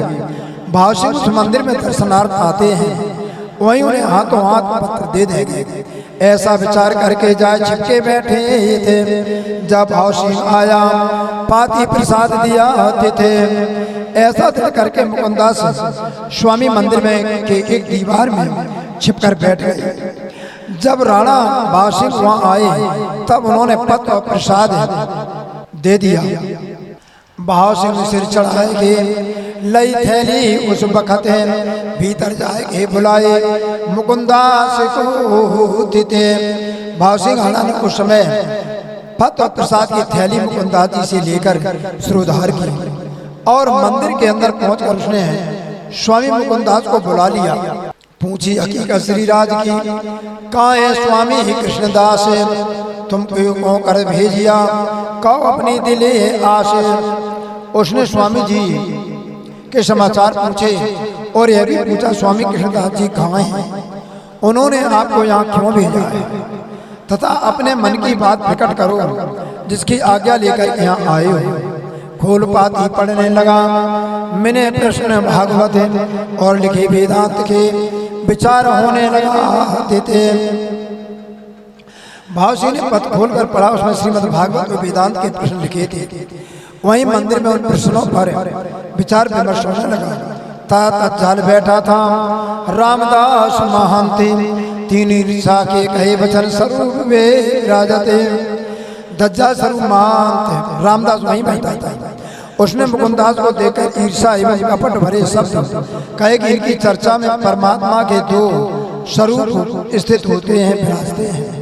ये दो ही किशन बतावत है, जो कहूँ न शास्त्रों में इनका मुख ना देखिए, चर्चा कैसी इनसे। ये लोग कृष्ण के दो स्वरूप बताते हैं, यह किसी भी शास्त्र में नहीं लिखा है और इनसे बात करना तो दूर रहा, इनके मुंह को भी नहीं देखना चाहिए। तब भाव सिंह बोलिया, ऐसी काहे कहो तुम, ये तो भला कहते हैं निस्वरूप बतावते हम। तब भाव सिंह महंत ने कहा, तुम ऐसी बात क्यों कहते हो, ये तो अच्छी बातों की चर्चा करते हैं, हमारे परात्म स्वरूप की पहचान कराने की बात करते हैं। भाव सिंध जानी आए दज्जाल हराम खोरे, ये इनका दुश्मन तो करा देता सूरे। भाव सिंह ने भली बात यह समझ लिया कि रामदास कलयुग दज्जाल का स्वरूप है, यह तो मुक्त का माल खाने वाला हराम खोर है। इसके मन में मुकुंदास के प्रति ईर्षा एवं शत्रुता है, इसलिए ऐसी टेढ़ी दृष्टि रखकर शोर मचा रहा है। देव ठोर मुकुंदास को हमारी हवेली पास है। तब रामदास बोलिया, इनकी सेवा की हमें आस है। तब भावसी ने उनसे कहा कि मुकुंदास जी को हमारी हवेली के पास ठहरने का प्रबंध कर दो। तब रामदास ने कहा, हमारे मन में इनकी सेवा करने की इच्छा है, उतार है हम अपने घरों। तब मुकुंदास कहे वचन, इन सेवा हमारी भली करी, पीठ दिखाई उन्हें, इनके रहने की व्यवस्था हम अपने घर में करेंगे। तब मुकुंदास ने अपनी पीठ दिखाते हुए राजा से कहा, इन्होंने पहले हमारी अच्छी सेवा की है, देखो मेरी पीठ पर इसने कितने डंडे मारे हैं। देख पीठ भाव सिंध को बड़ा जो हुआ दुख है, धक्का दे उठाया दज्जाल को, बुरी गाली दई मुख्य। स्वामी मुकुंदास की पीठी पर डंडों के निशान को देखकर भावसिंह बहुत दुखी हुई। उन्होंने बहुत बड़े छली दज्जाल रामदास को बुरी गाली देते हुए धक्का मारकर वहां से उठा दिया। जा मेरे आँखा आवते, ताकि ऐसी सेवा करते, निकशो हमारे देश से, जाओ देश में थे। भाव सिंह ने उनसे कहा कि जो अतुत मेरे यहाँ आता है उनकी तुम इस प्रकार सेवा करते हो, तुम हमारे देश से निकल जाओ और किसी अन्य प्रदेश में जा बसो।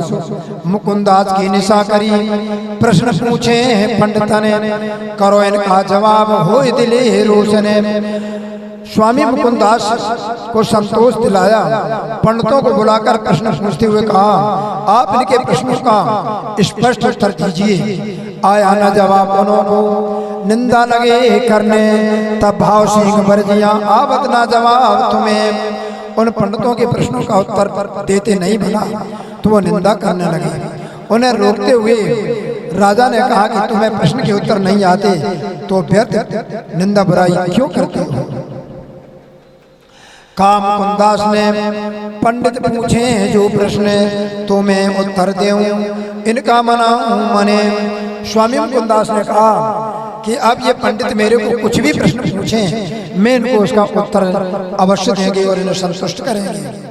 मैं पूछा जो इनको ये अता को दे बताए, जो हारे दो मैंने जो पनई बांध के फिराए। हम इन पंडितों को जो प्रश्न पूछे वे इनका उत्तर दें। हम दोनों को जो पराजित हो उसके गले में जूतियां बांधकर नगर में घुमाया जाए।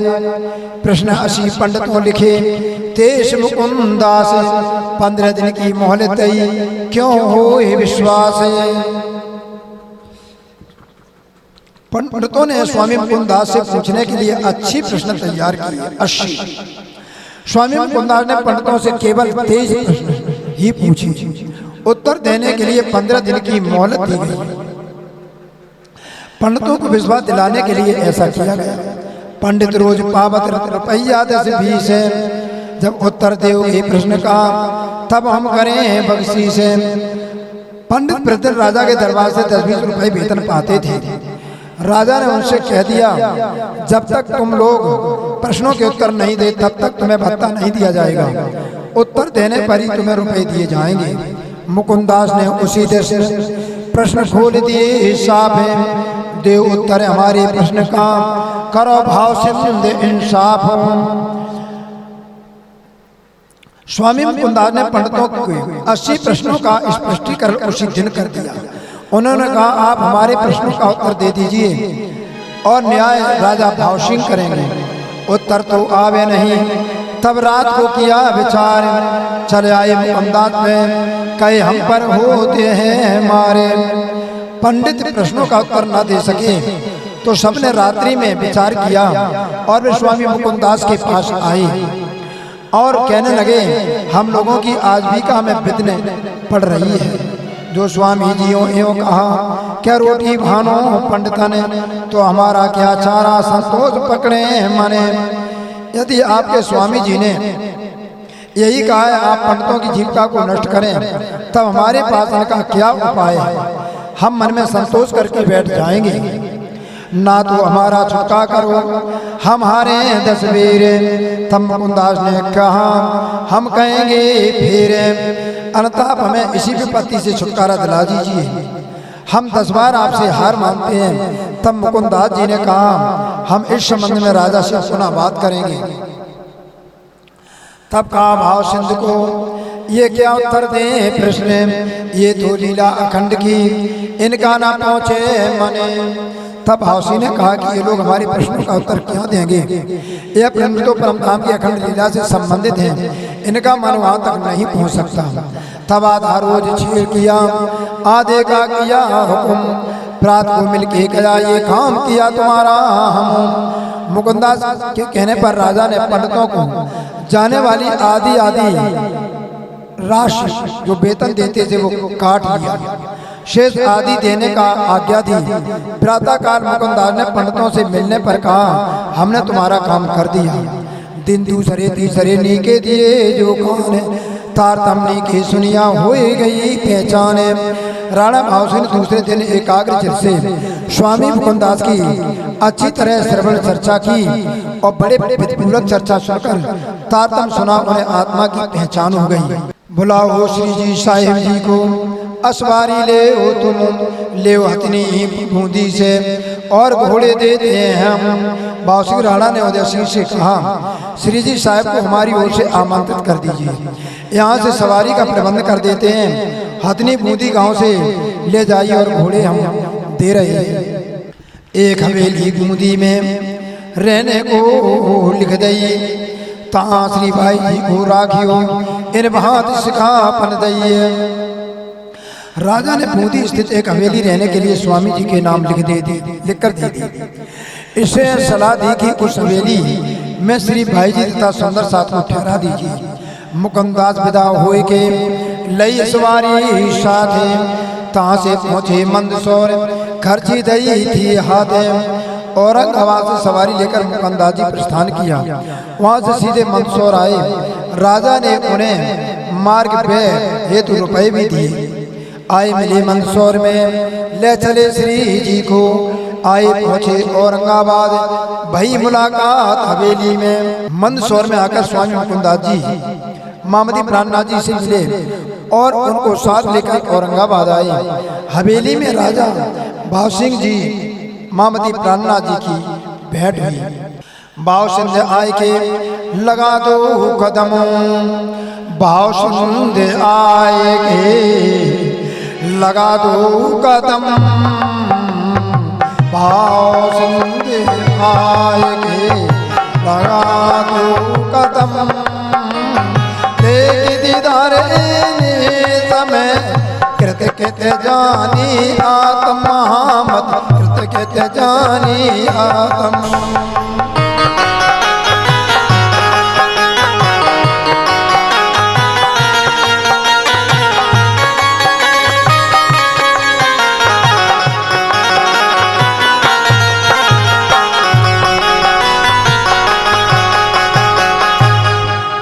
भाव सिंह ने स्वामी जी के पास आकर साष्टांग दंडवत प्रणाम कर उनके चरणों में प्रणाम किया।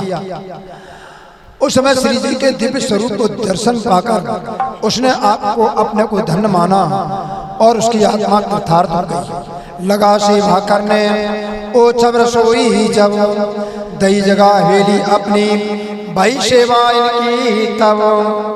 राजा स्वयं प्राणनाथ जी की सेवा में संलग्न हो गया। वो सब रसोई के आनंद होने लगे। भाव सिंह ने अपनी हवेली में स्वामी जी के ठहरने की व्यवस्था कर दी। वहाँ श्री जी की भली प्रकार सेवा हुई। सुन सैर नरसैया के शब्द कीर्तन तिने हुआ ये मगने, आप लगा नाचने जो करे मोमिने। नरसिंह मेहता के भावपूर्ण कीर्तन श्रवण कर भाव सिंह आनंद विभोर हुए। ब्रह्मनिष्ठ मोमनों के समान आनंद में मगन होकर नृत्य करने लगे। भगत भाव जोर रहे सेवे परमेश्वर, शक छूना आवई भगत भाव परे। भाव सिंह राणा के मन में श्री जी के प्रति श्रद्धा एवं प्रेम अपार प्रकट हो गया। परब्रह्म परमात्मा के समान उनकी नित्य सेवा करने लगे। उनके मन में स्वामी जी के प्रति भक्ति भाव किसी प्रकार का संदेह उत्पन्न नहीं हुआ। नित्य अपने अंदर पदरावते श्री राज, रासलीला के कीर्तन राजी होवे इनकाज। श्री महामती प्राणनाथ जी को वे नित्य अपने महल में प्रतिष्ठित पद रहने और रासलीला की चर्चा और कीर्तन सुनकर बहुत प्रसन्न हुए, आनंदित होते हुए। जब बात आई कुरान की तब इन किया विचार, ये शायद ही क्यों पावही इनका करो करार। जब महामती प्राणनाथ जी ने कुरान ग्रंथों को लेकर चर्चा की तब भाव सिंह के मन में विचार करने लगे कि उन्होंने श्री जी से पूछा, ये मुसलमान लोग आपकी बात के कैसे साक्षी देंगे? हमारे यहाँ रहने वाले मुसलमानों को कयामत की बात समझाकर कैसे संतुष्ट कर दीजिए। ये मुसलमान चारे हैं मेरे चाकरे थे, तिनको तुम समझाओ मुकदमा जो कयामत है। मेरे यहाँ 4 मुसलमान नौकर हैं। क़यामत के दावे की चर्चा सुनकर आप इनको विश्वास दिला दीजिए। तब मैं औरंगजेब सो बांध के कमरे, लड़ो बास्ते दीन के सिर सो पाए बात पर। तब मैं औरंगजेब के संघर्ष करने के लिए तत्पर होऊंगा। मैंने निश्चय कर लिया कि मैं धर्म के लिए लड़ूंगा, अपने आप को निछावर कर दूंगा। तब श्री जी ने साहिब जी ने कहा, सौंपो हमको मुसलमान, तिनको हम समझावई बेलिया बे ईमान। तब श्री प्राणनाथ जी ने भाव सिंह से कहा, आप मुसलमानों को हमें सौंप दीजिए, हम उनसे चर्चा करके उनको कुरान के यथार्थ स्वरूप में समझा के निसंदेह हमारी बात वे समझ लेंगे। वे कहें तुमको देखी कि ये तुम्हारा इस्लाम, कुरान तरफ हमारे तुम कमर बांधो दीन के इस्लाम। वही लोग आपके पास आकर पूर्ण निष्ठा के साथ कहेंगे कि आपके द्वारा प्रतिपादित धर्म ही यथार्थ दीन है, इस्लाम है। कुरान आपकी अपनी लीला का साक्षी ग्रंथ है। अतएव आपको औरंगजेब से धर्म युद्ध के लिए तत्पर होना, कमर बांधना चाहिए। ये बात मानी भाव सिंह ने मेरे मने पर हके, तुम इतने इन पर मेहनत करो, ये बात बड़ी बुजुर्ग है। भाव सिंह ने श्री जी से बात को स्वीकार करके कहा, हमारे मन से सत्य को मान लिया। आप अपने साथ ज्ञान से मुसलमानों को समझाने और परिश्रम कीजिए। क़यामत और इमाम मेहदी के संसार में प्रकट होना महत्वपूर्ण ज्ञान गहरी बात छिपी हुई बात है। ये तहकीक कर उठे होने लगी चर्चा तिन से, तिन माथे दो बखत रहे इन काम में। यह निश्चित करके वे गए और उनके मुसलमान अधिकारी प्रतिदिन दोनों समय चर्चा सुनने आने लगे। प्रमाण सहित बोधदायी चर्चा आरंभ हुई। औरंगाबाद में यही कार्य विशेष था। इन समय भवानी था उदयपुर का मिलाप, सोइत आय मिला थी भवानी प्रसन्न आप। उसी समय भवानी भट्ट आए। वे पहले उदयपुर में मिल चुके थे। उन्होंने औरंगाबाद में आकर मामती प्राणनाथ जी से भेंट की और इस पर भवानी देवी प्रसन्न और कृपालु थी। बुद्ध गीता बुद्ध स्त्रोत ये ले आया दक्षिण से। इन समय मुजरा किया खुद पाया इनमें। भवानी भट्ट दक्षिण से बुद्ध गीता और बुद्ध स्त्रोत लाए थे। श्री जी की सेवा में पहुंचकर इन्होंने झुककर अभिवादन और उनकी सेवा आत्मा को दर्शन कर लाभ लिया। नित भागवत वाचने आवे करने दीदार, कछु पहचान तारतम की दई धनी निर्धार। प्रतिदिन भागवत पढ़ने और श्री जी के दर्शन करने नित्य नियम पूर्वक आया करते। वामती श्री प्राणनाथ जी कृपा करके इन्हें तारतम ज्ञान द्वारा आत्मा की कुछ पहचान करा दी। इन समय अबला खान करने आया दीदार, था उदयपुर का मिलाप इन पहचाने परवरे दिगारे। इसी समय अब्बल खान श्री जी के दिव्य स्वरूप के दर्शन करने आए। वे श्री जी से उदयपुर में मिल चुके थे। अब्बल खान ने श्री जी के स्वरूप में अपने परवरदिगार परमात्मा का साक्षात्कार किया। जान मोहम्मद महीन खान ये सुनको सुनाई खाने, तिनको बुलाए ले आया और करने लगे पहचाने। अब्बल खान जान मोहम्मद और मीन खान को श्री जी के पास बुला लाए और उन्हें उनकी चर्चा सुनवाई। चर्चा से बढ़कर स्वामी जी ने परमात्मा स्वरूप की पहचान होने लगी। मीन को ईमान लाइया ये तावे हुआ तब, दजाल सो लड़ने लगा चाही लेने सोवा। मीन खान को चर्चा सुनकर कयामत और इमाम मेहदी की प्रकट पर पूर्ण विश्वास हो गया। मामदी प्राणनाथ जी की आज्ञा के अधीन होकर वह उपस्थित होकर विपरीत परिस्थितियों से संघर्ष करने चला। उसके मन में आगे बढ़कर कुछ विशेष कार्य करके शोभा प्राप्त करने की इच्छा हुई। कारवानों में पठान चली चर्चा तिन में, सरंद है सुनी जहान मोहम्मद क्यों ये पहचान हुई इनसे। इन सौदागर पठानों ने से महामती आध्यात्मिक अलौकिक चर्चा हुई। जहां मोहम्मद ने सनद वाणी की चर्चा हुई। वह चाहता था कि मुझे किसी प्रकार आत्मज्ञान की पहचान हो जाए। एक जहान मोहम्मद को असलू अंकुर ईमान था, आप तमाम तफसीर पढ़ो में अरबी खाने। एक जहान मोहम्मद में परम नाम का अंकुर था।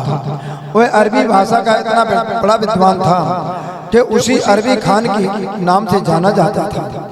उसको कुरान का पूरा अर्थ अर्थात तफसीर था। देता तालीम सबन को जेते रहे पठाने, किन किन सुनी हकीकतें कहे बुरा भला अनुमाने।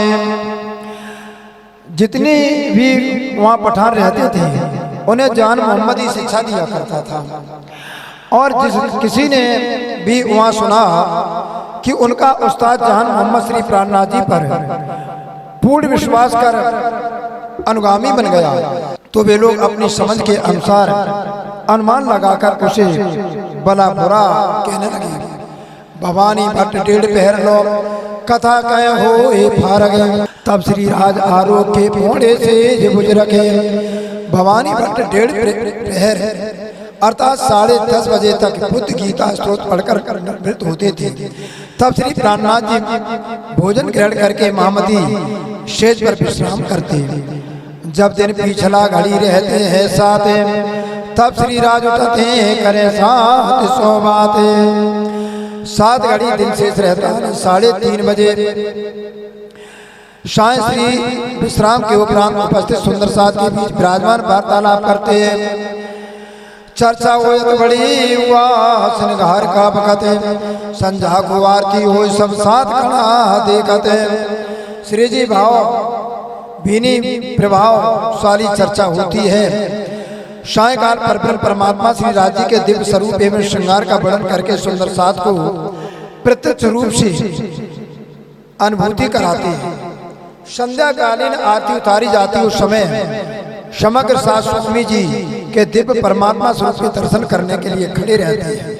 एक तरफ लालदास दूजी भवानी भट्टे चर्चा कुरान भागवत की होते हैं। आरती के उपरांत एक तरफ स्वामी लालदास जी और दूसरी ओर भवानी भट्ट क्रमशः कुरान शरीफ तथा श्रीमद् भागवत लेकर बैठते हैं।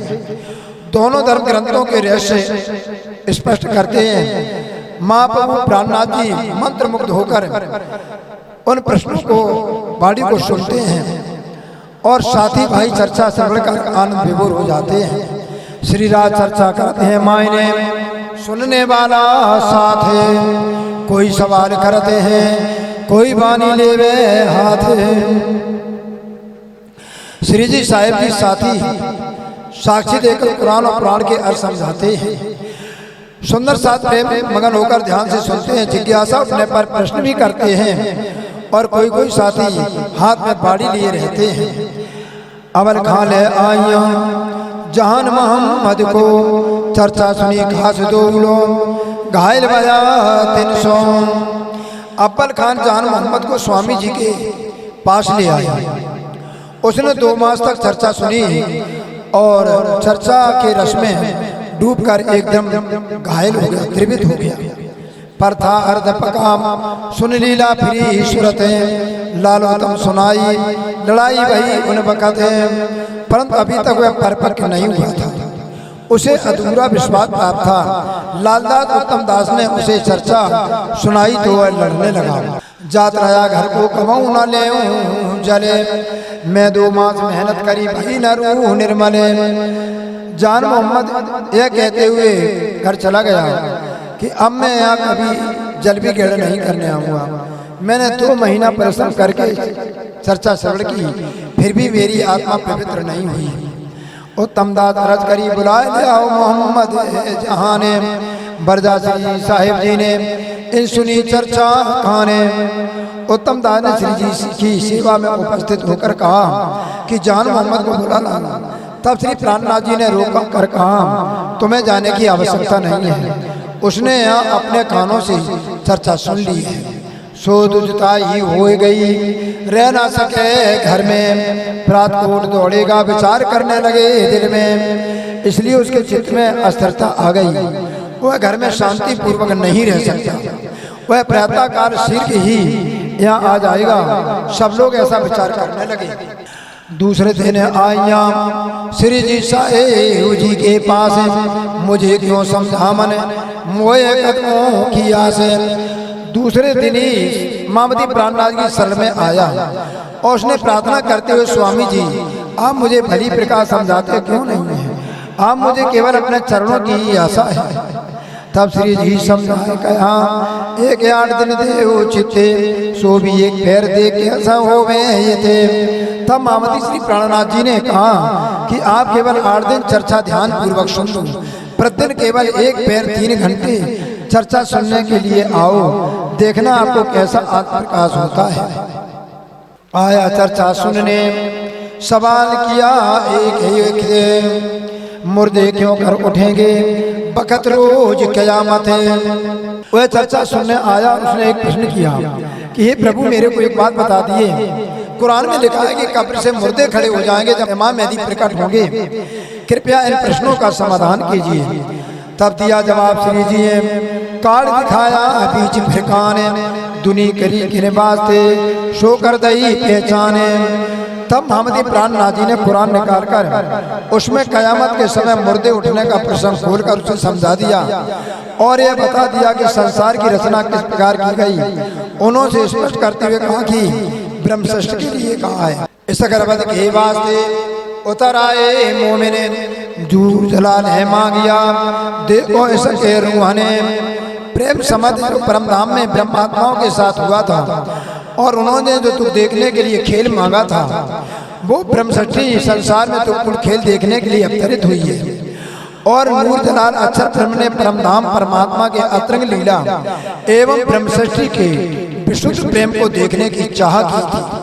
यानी अक्षर ब्रह्म ने परम धाम के अक्षरातीत के माहौल में प्रेम इसके बरतते शोध शुद्ध अक्षर को नहीं किन्वित खेल करते। अक्षर ब्रह्म ये देखना चाहता था कि अक्षरातीत परम धाम में कैसी लीला कर रहे हैं, क्योंकि उसको पता ही नहीं था, उस लीला को देखना चाहता था। और परमधाम की ब्रह्म सृष्टि अक्षर की संकल्पों में बनने वाले असंख्य ब्रह्मांडों की दुखपूर्ण लीला देखना चाहती थी। तिस वास्ते दिखाइया दो तकरार दो बेर प्रात हो ये तीसरा रचिया जो फेरे। इसलिए परमात्मा ने ब्रह्मनियों को संसार लीला लैलतुल कद्र के दो ब्रह्मांड ब्रज और रास मंडल में दो बार दिखाया। रास रात्रि के बाद प्रलय के उपरांत यह तीसरा जागनी लीला का ब्रह्मांड पुनः रचा गया। रास लीला खेल के आए बरारम हो श्याम शो कागज कलाम अलाका लाए में मदले सलाम। रासलीला में जब भगवान श्री कृष्ण अंतर ध्यान लीला की उस आवे शक्ति के स्वरूप श्री कृष्ण ब्रह्मात्मा को आनंद दिया। वही को महादेश शक्ति मोहम्मद साहब के रूप में अरब देश में प्रकट हुई शक्ति और परमात्मा के वचन कुरान कागज लाई करी शरत सत सही अज्ञानी हम आवेंगे फेरे जो रूहें थी ब्रजराज में सो आवे दूजी ही बेरे। मोहम्मद साहब ने 10वीं 11वीं सदी में कयामत के समय इमाम मेहदी के साथ पुनः संसार में आने की प्रतिज्ञा की और जो ब्रह्मात्मा ब्रजराज में ब्रह्मांड में आई थी वे दूसरी बार जागने के ब्रह्मांड संसार में प्रकट होंगी। तब काजी होए के हिसाब ले में हके शिपायत मोमिनों की करे में मद रखे।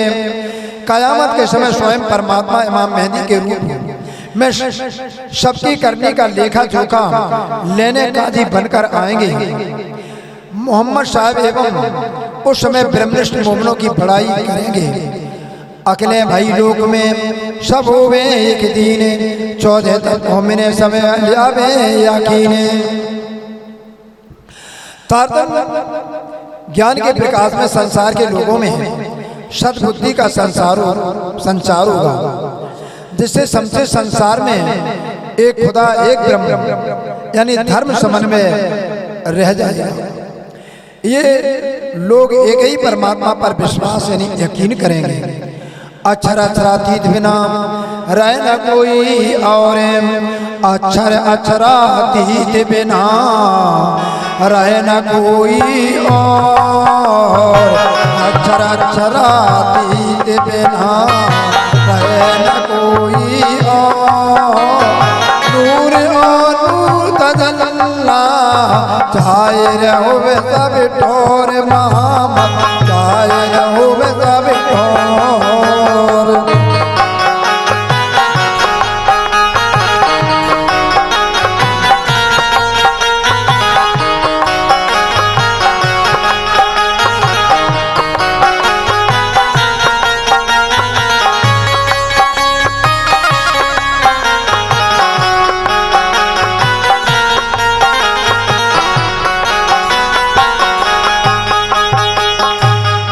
अक्षर ब्रह्म और अक्षरातीत ब्रह्म के अतिरिक्त कोई भी सत्ता शेष नहीं रही। तब नूर अक्षर ब्रह्म और नूर तजल्ला अक्षरातीत ब्रह्म संसार में सर्वत्र प्रकट जाहिर होंगे। जब नींद उड़ी नूर जलाल की उठ बैठे अक्षरे तब धाम को याद करें चित चुबे यो करें। जब तारतम्य ज्ञान एवं परब्रह्म परमात्मा श्री राज की आज्ञा से अक्षर ब्रह्म नूर जलाल की नींद का आवरण उड़ जाएगा। तब जागृत होकर परमधाम के आनंद लीला का स्मरण करेंगे। यह तीनों लीलाएं उनके हृदय में अंकित होकर अखंड होगी। मोमिन मिलावे को जब ये करें याद, तब आठों भिस्त की उठ बैठी बुनियाद। जब अक्षर ब्रह्म परमधाम में ब्रह्मपियों यानी ब्रह्म श्रेष्ठ मोमिनों की लीला का स्मरण करेंगे, तब उनके मन में 8 प्रकार की व्यवस्थित मुक्ति भूमिकाएं वास्तविक रूप से खड़ी हो जाएंगी। सोई मान लिया के सोवे बीच खबर, सोचवे नूर के चित में भूले नहीं क्यों करे। जो परब्रह्म के प्रति मन में विश्वास लाकर भी देह बुद्धि को नहीं छोड़ेंगे और माया में लिप्त रहेंगे, उनकी जागृति क़यामत के समय अक्षर ब्रह्म के हृदय में चुभेगी और उन्हें विस्मृत नहीं किया जाएगा। यों उठेंगे मुर्दे कब्रों से क़यामत, तिन समय की रामत करी में मदद। शरीर रूपी कब्र में अज्ञान की नींद मुर्दे के समान पड़ी हुई आत्माएं तारतम ज्ञान के प्रकाश से क़यामत के समय आत्म जागृति के समय सचेत होकर के उठेंगे। मोहम्मद की आखिरी हकी सूरत श्री प्राणनाथ जी ने ब्रह्मात्माओं को जागनी लीला का रहस्य क़यामत के समय प्रकट किया। यह दरवाजा खोलते जोश आया जोरे, तब जजाल कांपिया करने लगा सोरे। इस प्रकार परमधाम की अनुभूति कराने वाले द्वार खोलने समय श्री जी को आवेश आया। यह देखकर जहान मोहम्मद के ज्ञान का अभिमान रूपी दज्जाल कांपने लगा और कोलाहल शोर करने लगा। ले आया दीन तीसरे जान मोहम्मद ईमान, हकीकत मार्फत की हो गई पहचाने। श्री जी के अभूतपूर्व श्रवण चर्चा का जान मोहम्मद को तीसरे दिन पूर्ण विश्वास हो गया। उसे ब्रह्म ज्ञान मार्फत की यथार्थ हकीकत की पहचान हो गई। आवत जहान मोहम्मद और अब्बले खाने और महीने आवई, बैठे चर्चा में नित्याने। नित्य पूर्वक जान मोहम्मद अब्बल खान और मीन खां चर्चा सुनने के लिए आने लगे और मुसलमान आवई सब चर्चा सुने। तामे जहान मोहम्मद को जोश आवे इन सबे। इनके अतिरिक्त अन्य अनेक मुसलमान भाई वहाँ चर्चा सुनने के लिए आने लगे। उनके बीच बैठे जान मोहम्मद को कभी कभी बहुत जोर से जोश आ जाता है। श्री राज पकड़े जिनको सिर पर धरे हाथ, दिरासा बड़ी करें तू है हमारा साथ। श्री जी अपना भरत हस्त उसके सिर पर रखकर उन्हें सांत्वना करते हैं और कहते हैं, जान मोहम्मद धैर्य रखो, निश्चय ही आपको हमारे साथी ब्रह्ममुनि में से एक हूँ। फिर सावधान हो गई जब सुने नाम लाहूते, तब फिर गिरे जोश में याद करे क़यामत। सचेत होने पर पुनः जब वह लाहूत परमधाम का नाम चर्चा में श्रवण करता है तो जोश आ जाता है। क़यामत आध्यात्मिक जागने का ध्यान कर फिर भाव विवल होकर गिर पड़ता है। यो चर्चा रात को हो गई जब रहे पिछली 4 घड़ी, तब साथ विदा हो के फिर करें विचारे। इस तरह रात भर चर्चा होती। जब 1.5 घंटे रात्रि शेष रह जाती, 4:30 बजे साथी अपने अपने गृह की ओर प्रस्थान करते हैं। चर्चा में सुनी बातों पर विचारणा होती रहती है। तब श्री राज आरोके होले कांटे पौड़ते, पीछे साथी इन समय राज की रामतें गावते। साथियों के चले जाने पर श्री जी स्वल्पार यानी थोड़ा सा भोजन लेकर के झूला युक्त पलंग हडोला खाट पर विश्राम करते हैं। तत्पश्चात सुंदर साथ की रामतें गायन करते हैं। यों कर करते भोर हो गई लीला भाई मास 4, नित्याने औछव कीर्तन हुआ 7 अंग करारे। इस प्रकार चर्चा और कीर्तन के आनंद में संपूर्ण रात्रि व्यतीत हो जाती। औरंगाबाद में जागनी लीला का कार्यक्रम 4 मास तक निरंतर चलता रहा। प्रतिदिन यहाँ घर घर में प्रीति भोज एवं उत्सव तथा कीर्तन आदि हुआ करते थे। श्री जी के सत्संग में रहकर साथियों को अपूर्व आत्मा आनंद का अनुभव हुआ। पठान फतेह मोहम्मद ये बात सुनी कान का जान मोहम्मद को कर दे बैरागी की पहचान। फतेह मोहम्मद पठान ने श्री प्राणनाथ जी की चर्चा सुनी तो उसने जान मोहम्मद को कहा कि हमें बैरागी के संबंध में पूर्ण पहचान करा दो। 40 हदीसें लिख दई जो इनके करे मायने तो तहकीक जानियो खाबंद जमाने।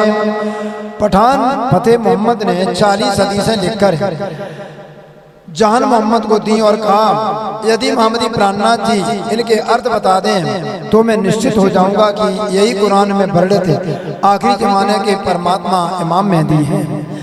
लाया हदीस है जान मोहम्मद कई आगे श्री जी साहिब तू ही कर दे के मायने किली रू अल्लाह की पावे जब। जान मोहम्मद ने हदीसें लेकर श्री जी के पास आए। श्री जी ने उनसे कहा यदि तुम रू अल्लाह श्री देवचंद जी के तारतम ज्ञान रूपी कुंजी को पा लो तो तुम स्वयं इनका अर्थ खोल दोगे। जब उसने तलब करी किल्ली लाला कलाम तब जान मोहम्मद को वही पहचान इस्लाम।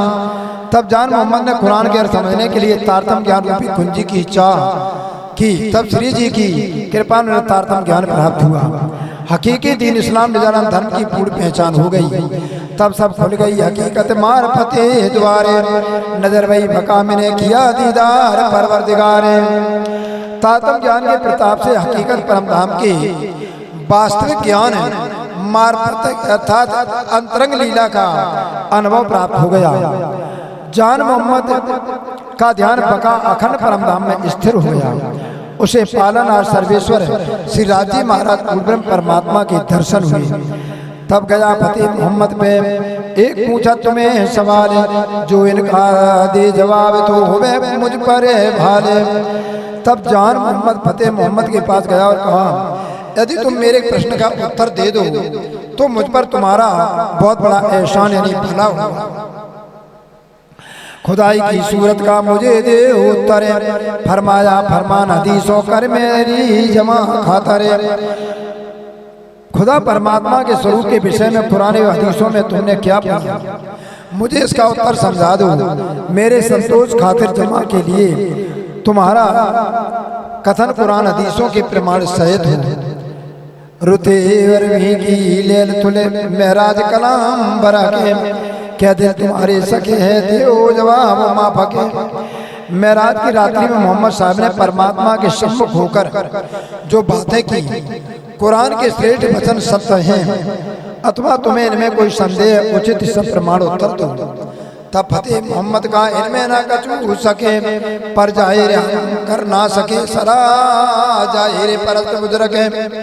तब फतेह मोहम्मद ने कहा इन बातों से मुझे तनिक कोई संदेह नहीं है किंतु हम मोहम्मदी प्राणनाथ जी के प्रति अपनी श्रद्धा व्यक्त नहीं कर सकते क्योंकि शरीयत हमारे मन पर गहरा प्रभाव है।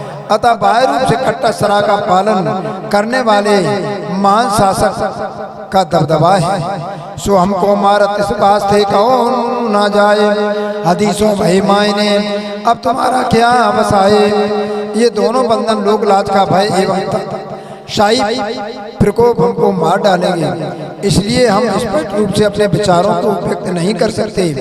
तब जान मोहम्मद ने कहा हदीसों की बात सिद्ध हुई है तुम्हारे जैसे अवज्ञाकारियों का बस न चलेगा। तब फतेह मोहम्मद ने फिर कहा जो लो पासा नावे बीच दीने तो लो आगा हम क्या करें पहले क्यों लिया यकीने। तब फतेह मोहम्मद ने कहा जब तक इनके उपदेश से प्रभावित होकर बादशाह औरंगजेब इस धर्म को स्वीकार न कर ले तब तक हम लोग आगे होकर उनसे पहले विश्वास कैसे कर लें। तब जान मोहम्मद ने कहा तुम्हारा ईमान ऊपर सुल्तान है ऐसा तुम क्यों कहो जब देखो के पहचाने। तब जान मोहम्मद ने कहा कि हमारा विश्वास बादशाह के प्रति है खुदा पर नहीं। अंततः इमाम मेहदी श्री प्राणनाथ जी के रूप में आपको पहचान कर भी ऐसा क्यों कहते। यह खटपट वही आपस में जब इन्हें छोड़ दिए पठाने तुम मने करो जहान मोहम्मद उते आवे जावे नहीं निदाने। पठान के साथ जहान मोहम्मद की इस प्रकार अनबन खटपट हो गई। तब उन्होंने अपने को समझाना ही छोड़ दिया और पठानों से निश्चय निदान किया किसी भी तरह जहान मोहम्मद को ही प्राणनाथ जी के पास जाने से रोक दिया जाए। मिल पठान हमने किया जहान मोहम्मद को समने, तू क्यों बैरागी के कदमों लगे थे क्या जाना मोमिने। सब पठानों ने मिलकर जहान मोहम्मद को रोका कि तुम क्यों प्राणनाथ जी के पास जाते हो, तुम क्यों कहते हो वो इमाम मेहदी है और ये मोमिन कैसे पहचाना है। ऐसे वचन कहकर सबने उसे जाने से रोका। तब लड़ाई होने लगी। सुनी श्री जी साहिब जी ने बातें तब बरजा जहान मोहम्मद को जिन तुम जिद करने जाते। तब पठानों ने जान मोहम्मद का प्रतिदिन झगड़ा होने लगा। इस बात को श्री जी ने सुना तो उन्होंने रोकते हुए तुम उन लोगों से हठपूर्वक झगड़ा करने मत जाओ, ये तो मल दज्जाल का सो तो जायनो का बाप, इन सो चले छूटिए तुम जिन जोरा करो हो आप। इस युग में दज्जाल आसुरी प्रवृत्ति का साम्राज्य भैया। इस मूर्ख उद्दंड लोगों का जन्मदाता है और इनके युक्ति पूर्वक नीति से छुटकारा पा सकते हो। तुमको इनकी शक्ति से सामना नहीं करना चाहिए। तब जहान मोहम्मद है क्या कोई दज्जाल लगा वर्जने, मैं तिनका क्या करूं ईमान पतरा हुए मोमिने। तब जहान मोहम्मद ने कहा कि ये लोग दज्जाल के दास मुझे आने से रोकते हैं, मैं उनका अनुचित कहना क्यों मानूं। एक ब्राह्मणी कहलाने के नाते मैं यहाँ ना आऊं तो मेरे विश्वास ईमान में भंग का भय होगा। मैं तो साहिब देखिया जाहिर अपने नेने ताप असरा होती मुक्ते कहो न बेने। मैं अपने स्वरूप में अपने साहिब स्वामी को पा लिया। अपने नेत्रों से मैंने अपने इमाम मेहदी के प्रत्यक्ष दर्शन कर लिए। हमारे इस विश्वास को टूटने का भय हो ऐसा आप कुछ न कहिए। पठानों पर यान किया जान मोहम्मद डारे मारे, इन हमारे दीन से छेड़ दिया व्यवहार। पठानों ने मिलकर सलाह की जान मोहम्मद को जान से मार डाला। इसने हमारे मुसलमान धर्म को छोड़कर हमसे संबंध तोड़ दिया। पहले तो बैरागी से करें लड़ाई जोरे, आपस में सब मिलके करने लगे शोरे। इसे मारने के पूर्व इन बैरागी साधुओं से संघर्ष करना चाहिए। सब पठान मिलकर श्री प्राणनाथ जी की तरह तरह से निंदा करके सूर बुझाने लगे। तब रात को मिलके आए जने 10 बार, श्री जी साहिब जी बैठे थे आगे उसी बात है उस बारे। रात्रि में 10 बार पठान मिलकर महामती प्राणनाथ जी के पास आए। श्री जी वहाँ विराजमान थे। उनके सामने उस समय कुरान की हुसैनी तस्वीर टीका रखी थी। बड़ी श्रद्धा दृढ़ता से उसका अध्ययन मनन हो रहा था। इत बैठी मजलिस भर के बाजू दोए, मुँह मैंने आगे किताबें रैलों पर धरी सोए। पठानों देखा श्री जी के सामने दोनों ओर साथियों को समूह सभा के रूप में बैठा है। साथ के सम्मुख रैलों पर पुराण रखे हैं। 2 बाजे दीवी पीतल की ये बड़ी ज्योति रोशने, चर्चा आपस में करें श्री जी संगमों में।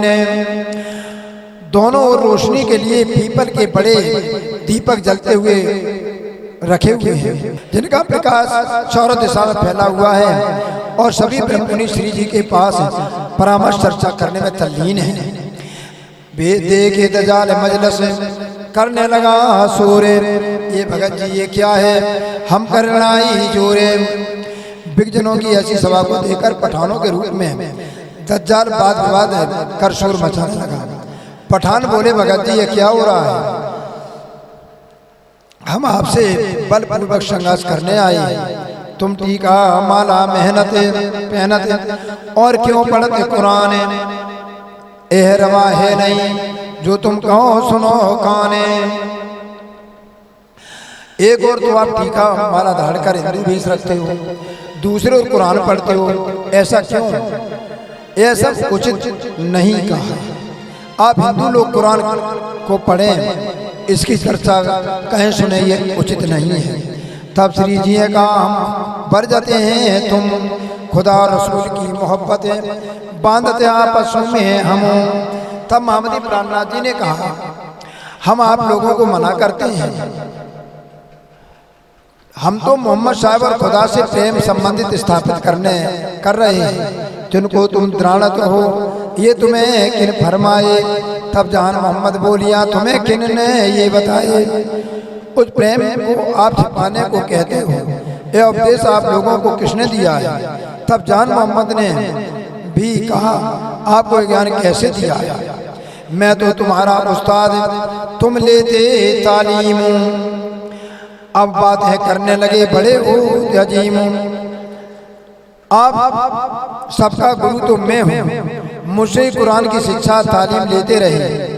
अब आपने आपको श्रेष्ठ अजीम समझकर मुनकरों अभिज्ञाकारियों जैसी बात करते हो। यो करते जो मीन को चिपटाए लुआ जोरे, आया जोश गाजी खान को दजाल डरा देख सोरे। इस प्रकार बात होते थे कि मीन खां को बहुत जोश आया, गाजी खां पर भी जिब्रील का जोश चढ़ा। पठानों के रूप में दज्जाल इनकी जोश भरी बातें सुनकर डर गया। आया जोश अब्बल खान को जो जान मोहम्मद, यार उठो जमी फिरी इति उड़ गई सब हद। उस अब्बल खान और जान मोहम्मद को जोश में देखा तो पठानों का सांस घट गया। वे बोले या तो जाति पाती की सारी सीमाएं समाप्त हो गई, यारो उठो यहाँ से भाग चलो, बहुत बहुत नीचा देख लिया है। ये भगत जी हम जाते हैं, हमको कीजिए माफ़, हम तो आप जाते हैं, हमारे दिल हुए साफ। और कहने लगे हे भगत जी आप हम लोगों को क्षमा कर दीजिए, अब हमारे मन में आपके प्रति निर्मल हो चुके हैं, अब हम सब यहाँ से वापस जा रहे हैं। उठ भागे यूँ कह के जाए सिपा में किया सूरे, यार हो बड़ा जादूगर हमारा कछु न चला जोरे। ऐसा कहकर वे सभी पठान उठकर भाग गए और अपनी समाज दज्जाल की फौज में पहुंचकर निंदा कर रहे, शोर मचाने लगे। मित्रों ये साधु बहुत बड़ा जादूगर है, हम सब लड़ने के लिए गए थे किंतु हमारी शक्ति कुछ पर नहीं पाई। इन समय भाव सिंधु को बाका हुआ जब, तब जोर किया दज्जाल ने, शोर बड़ा हुआ तब। इसी बीच भाव सिंह की मृत्यु हो गई और उसके उपरांत दज्जाल रूप में विरोधी लोगों ने तरह तरह के श्री जी की निंदा की और सुंदर साथ को पहुंचाने का प्रयास किया। फतेह मोहम्मद ने तीन समय किया चाकरों को हुक्म, ढूंढ काढ़ो बैरागी देवे कैद में हम। भाव सिंह की मृत्यु के पश्चात फतेह मोहम्मद ने उस समय अपने सिखों को आदेश दिया कि तुम बैरागियों को ढूंढकर पकड़ लाओ, उन्हें हम कैद कर लेंगे। श्री जी साहिब जी उनके पूरे रह जाए हवेली पास, उत मुल्ला के घर करते न गाओ विश्वास। श्री प्राणनाथ जी फतेह मोहम्मद के मोहल्ले में उसकी हवेली के अति निकट ही ठहरी हुई थी। वहाँ एक मुल्ला के घर में रहते हुए कुरान की नकल कराते। वहाँ बात बड़ा ऐसा था कि किसी पर विश्वास नहीं करते। लगे कुरान उतारने, लोभ दिखाया तेने, ओ तो राजी बजा बैठे लालदास चरने। मौलवी को कुछ आर्थिक लोभ दिखाया तो कुरान के प्रीति उतारने के लिए तैयार हो गया। सहयोग हेतु लालदास और चरणदास इस कार्य के लिए मौलवी के साथ बैठते हैं। 3 दिन यहाँ रहे, बेदड़े शहर में ठोरे, भवानी भट्ट मिला किया तिन परे जोरे। श्री जी 3 दिन तक उस स्थान पर बैठे रहे। फतेह मोहम्मद ने सैनिक इन्हें शहर भर में खोजते रहे। सैनिकों को भवानी भट्ट मिल गए, बलपूर्वक इन्हें पकड़कर उन्होंने श्री जी के विषय में पूछताछ की। बरसाए के भाग के छूटा ये जो भटे भवानी, हमें दिखाओ बैरागी हम दृढ़ तक आपनी। भवानी भट्ट ने कुछ भी नहीं बताया। किसी तरह बड़ी कठिनाई से बराए के अपने आप को छुड़ाकर वहां से भागा।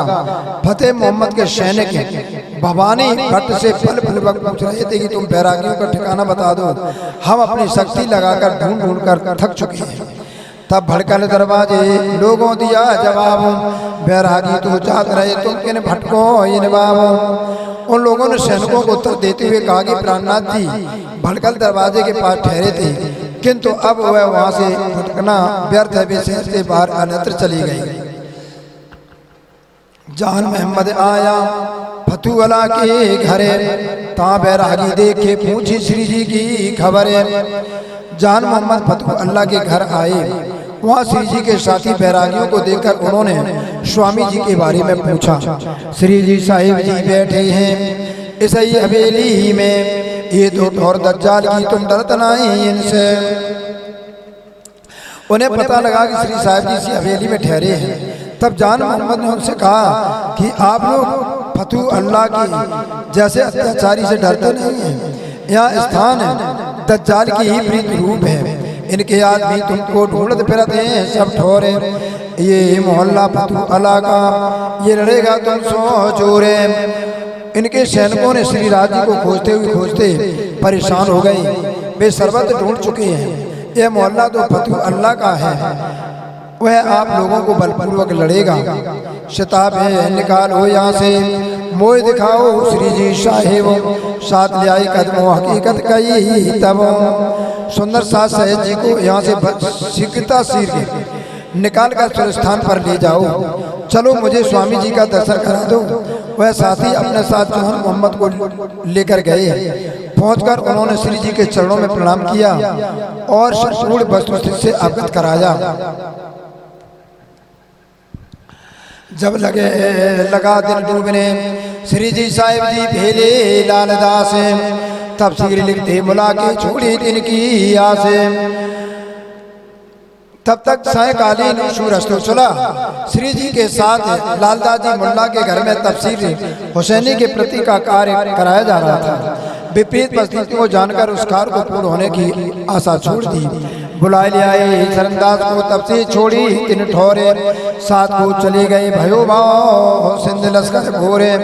चढ़दास को बुलाकर लाए और तफसीर हुसैनी को उतरवा कर लेकर कर वहीं छोड़ दिया। श्री जी साहिब को संग लेकर औरंगाबाद से तत्काल प्रस्थान कर चले गए। तब साथी 7 कोस दूर आ गए और भाव सिंह की सेना के लोगों का सवेरा हुआ। तहाँ से राह चल के मिला राह में भीमसेन, तिनको ले आई बुरहानपुर कई भी तके समय ने। औरंगाबाद से प्रस्थान किया, राह में भीमसेन भाई मिले, उन्हें श्री जी बुरहानपुर तक ले आए। अपनी संपूर्ण बीतक भीमसेन को सुनाई। मैं आया तुम्हारे दीदार को, कोई दिन गया रहा कदम, तिनसे सवाल लिखाए कुरान के ले आओ जाओ मलूल चंद तुम। भीमसेन ने श्री जी से कहा, मैं तो आपके दर्शन करने आया हूँ, तुम कुछ दिन ब्रह्ममुनियों के बीच में रहे। उनसे श्री जी ने कुरान के प्रश्न लिखवाए और मलूक चंद से वह प्रश्न पत्र में ले जाने को कहा। भेजे औरंगाबाद से फतूअला पर, एक हिदायतुल्लाह काजी पर, एक दीवान खातर। श्री जी ने औरंगाबाद के फतूअल्लाह हिदायतुल्लाह काजी और दीवान के लिए पत्र भेजे। 3 जिल्द है तीनों पर और लिखी हकीकत है, रुका दलील खान पर दई हकीकत क़यामत है। हिदायतुल्लाह अधिकारियों के पास अलग अलग 3 जिल्दों में स्वामी जी ने पत्र लिखकर भेजे गए, जिसमें क़यामत एवं इमाम मेहदी के प्रकट होने का यथार्थ वर्णन लिखा गया। एक पत्र दीवान दलील खान के नाम से इसी आशा में लिखा गया। वीर जी पटवाओ औरंगाबाद शेख बदल लाल खान, इन्हें आकोट से विदा किए क्यों पहचाने।